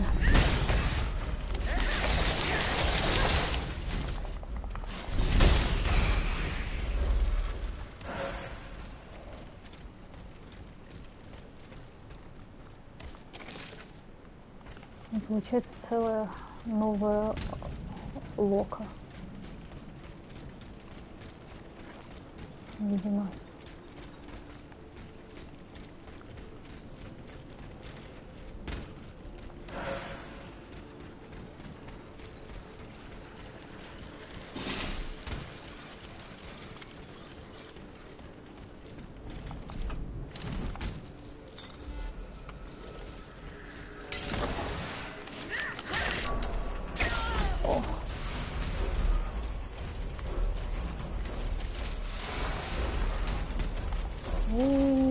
Вас тут это многовато. He slipped through my fingers. Fortunately, he was unable to take his slaves with him. The sleepless slaves. They meant the Automads. Feeding off the blood of innocent people. Monsieur Raymond was completely mistaken. Shut up, everyone! Someone's coming! Oh no, no! Another one of those evil machines! Так, окей, читаем. Записка от графа Калиостро.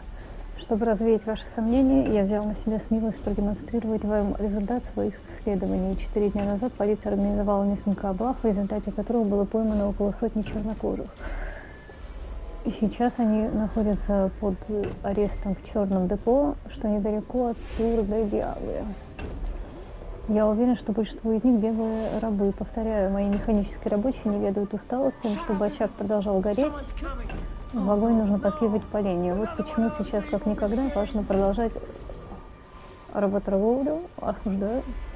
Мое изобретение обеспечит процветание ваших колоний, при этом вам не нужно будет давать рабам пищу и кровь. Вступив на берег, они тут же будут превращаться из людей в чистые флюиды жизни. Только подумайте, сколько денег вам удастся сберечь. Рабы будут лишь топливом, поддерживающим пламя мсье, и ничем больше. Да. Не очень-то веселое дело. Воу. Ты молодец какой, смотри. А я, кажется, знаю, куда вышли-то в итоге. Да.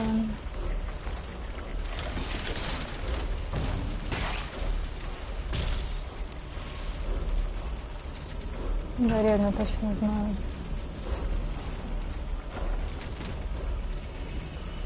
Отлично. Можно пройти сюда.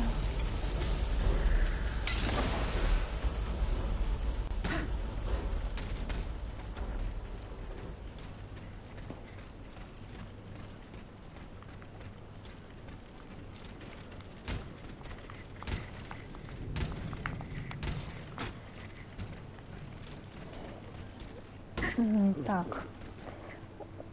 Письмо доктора Месмера.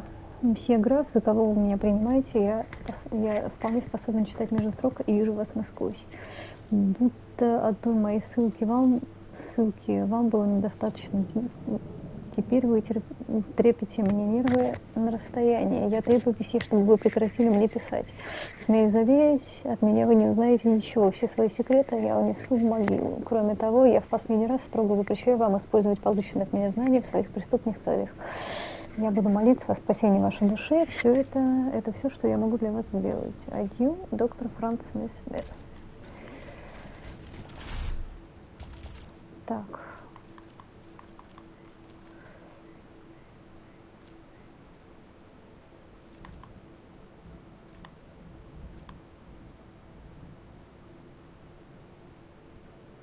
Надо трудно, долго надо должиться.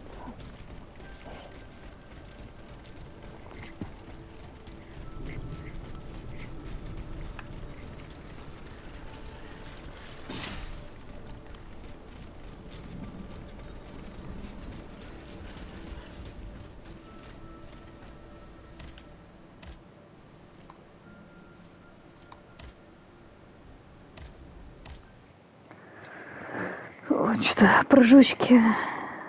Туда-сюда, туда-сюда.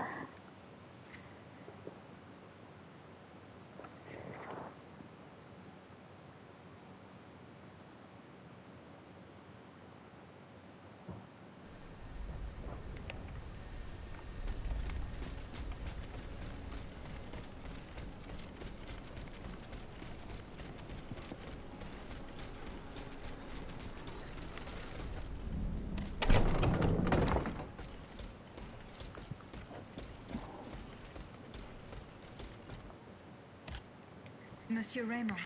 Go on, Aegis. I went to the Hotel de Massiac as agreed. What I discovered goes beyond your darkest conjectures. The club's members have no intention of merely depriving their slaves of rest. Rather, with the king's support, they plan to replace them with automat harvesters. The Count of Cagliostro is behind the plan. Ma foi. But such a plan would certainly only improve the lot of these unfortunate people. You are mistaken, mon père.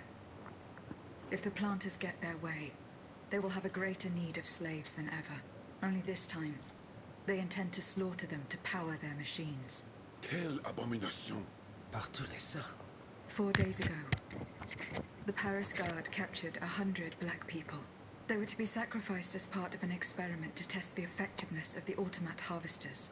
Luckily, I was able to prevent the massacre. Where are they now? In a place they call the Dépôt des Noirs.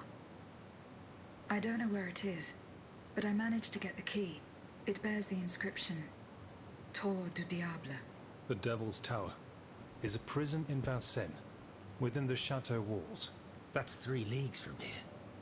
We'll only be able to free the prisoners once we're able to move freely ourselves. At least they were spared the fate that the king and his accomplices had planned for them.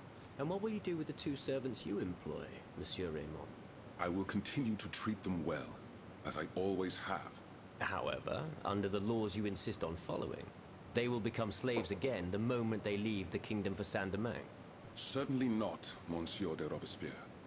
What kind of a man would I be if what I have heard had not opened my eyes? The planters of Massiac have been proven to be nothing but avaricious murderers. I thought I was dealing with opposition, but now I discover them to be vile enemies, from whom it would be vain to expect any compromise. From this day on, I will fight against their interests with all my strength, and will not lay down my arms until the last slave in the Empire has been freed. Rest assured, then, that the people will fight by your side, Monsieur Raymond. That's the spirit, my friends. Vive l'égalité. Ну, еще один приз выпал. Отмена рабства. Нормально. Так, и что получается дальше?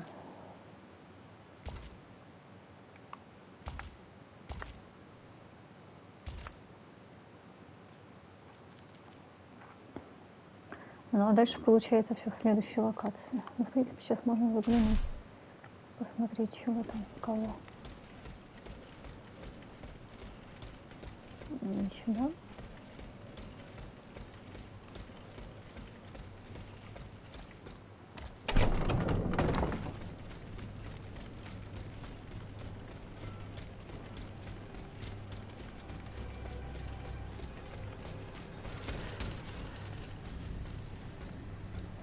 Ну, так оно во Франции это и в Америке разные вещи, как бы.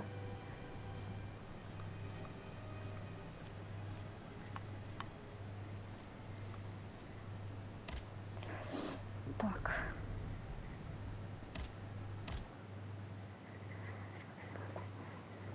Сейчас попробуем в новой локации побегать тогда.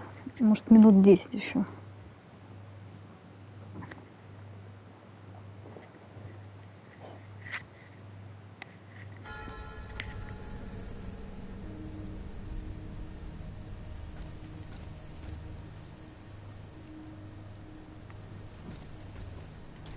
Красиво, но темно.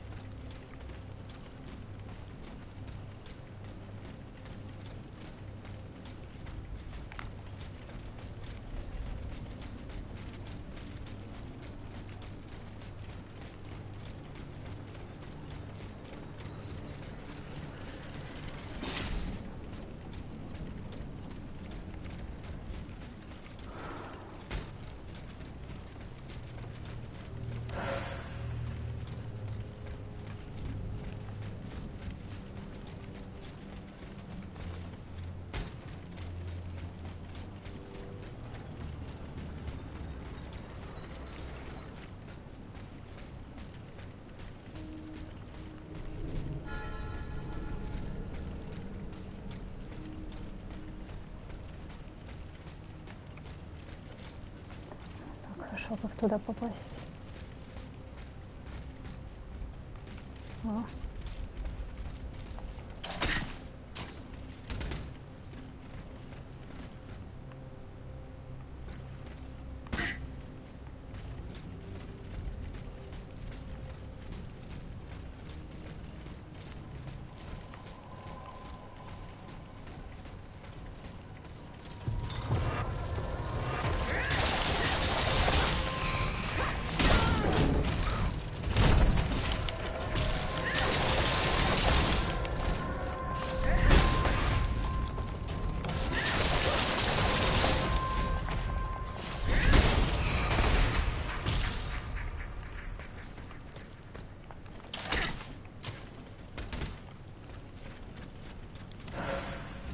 Угу.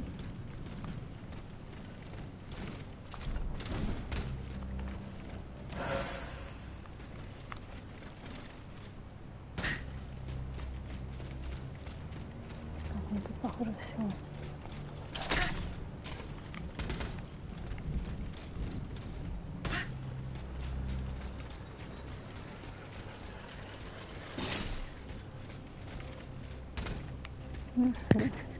Теперь брать вперед.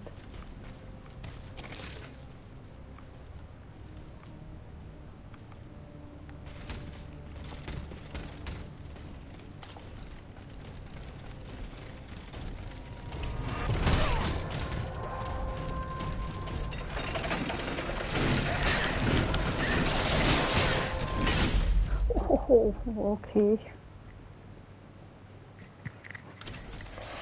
Сильно, ребята.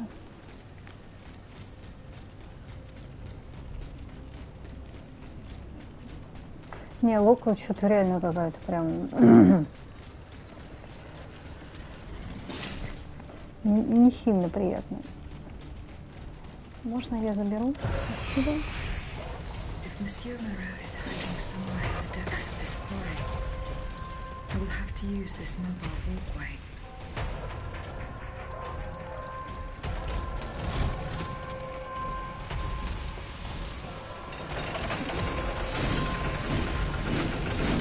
Воу. Так, я не вижу ничего.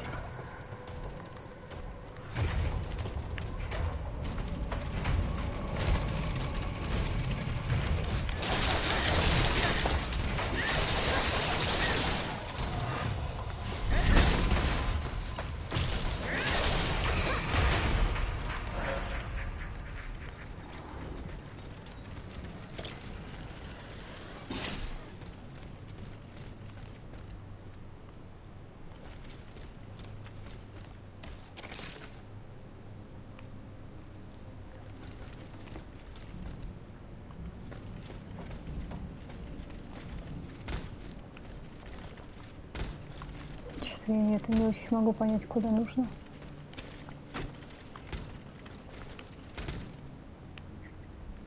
О, понятно.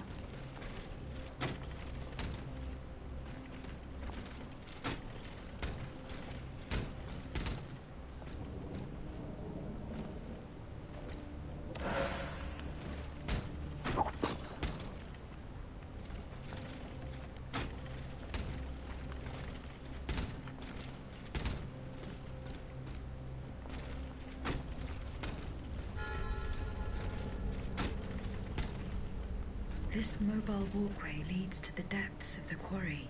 I will explore the area and try to find a way to make it work.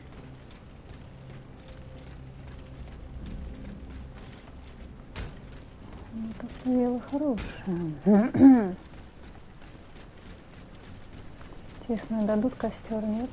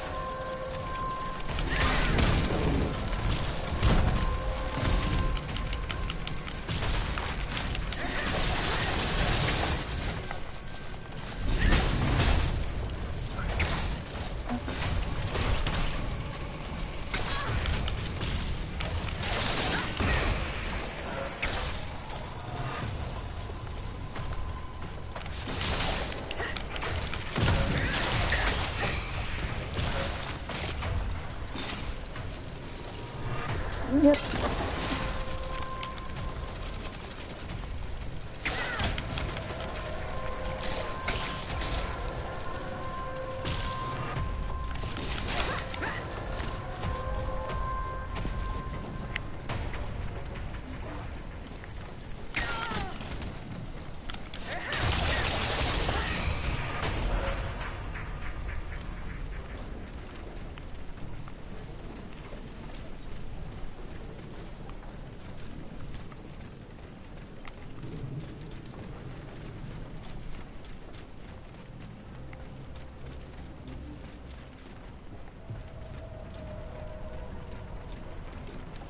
Here we go. That should work. Окейушки.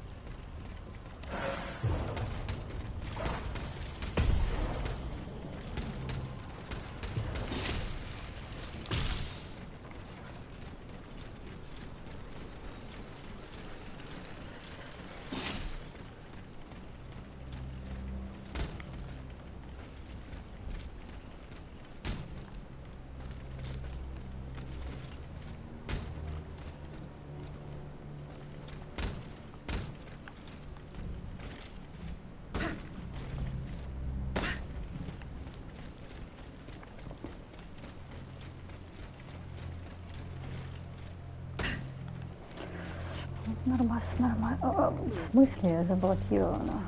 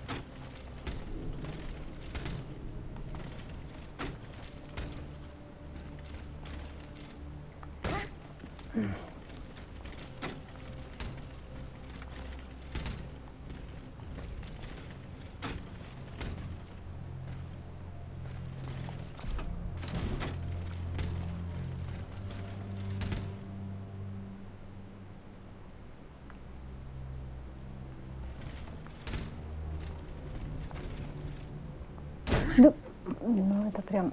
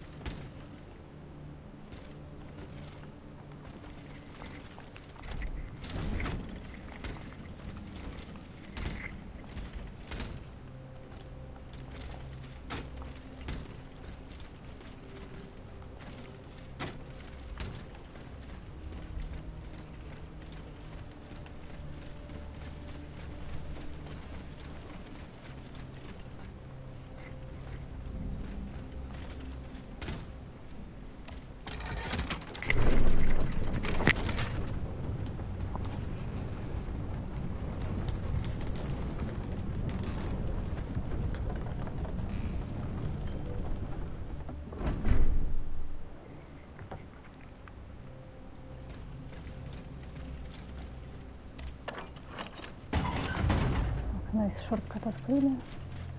Можно и...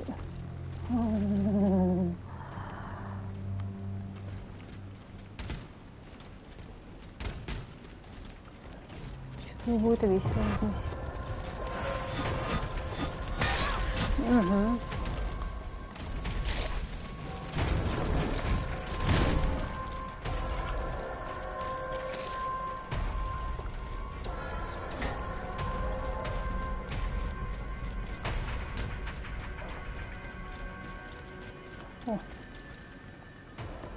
Вот это хорошо.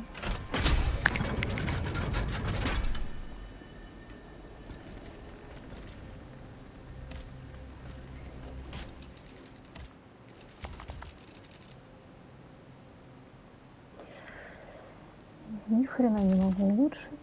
Ну да, что поделать.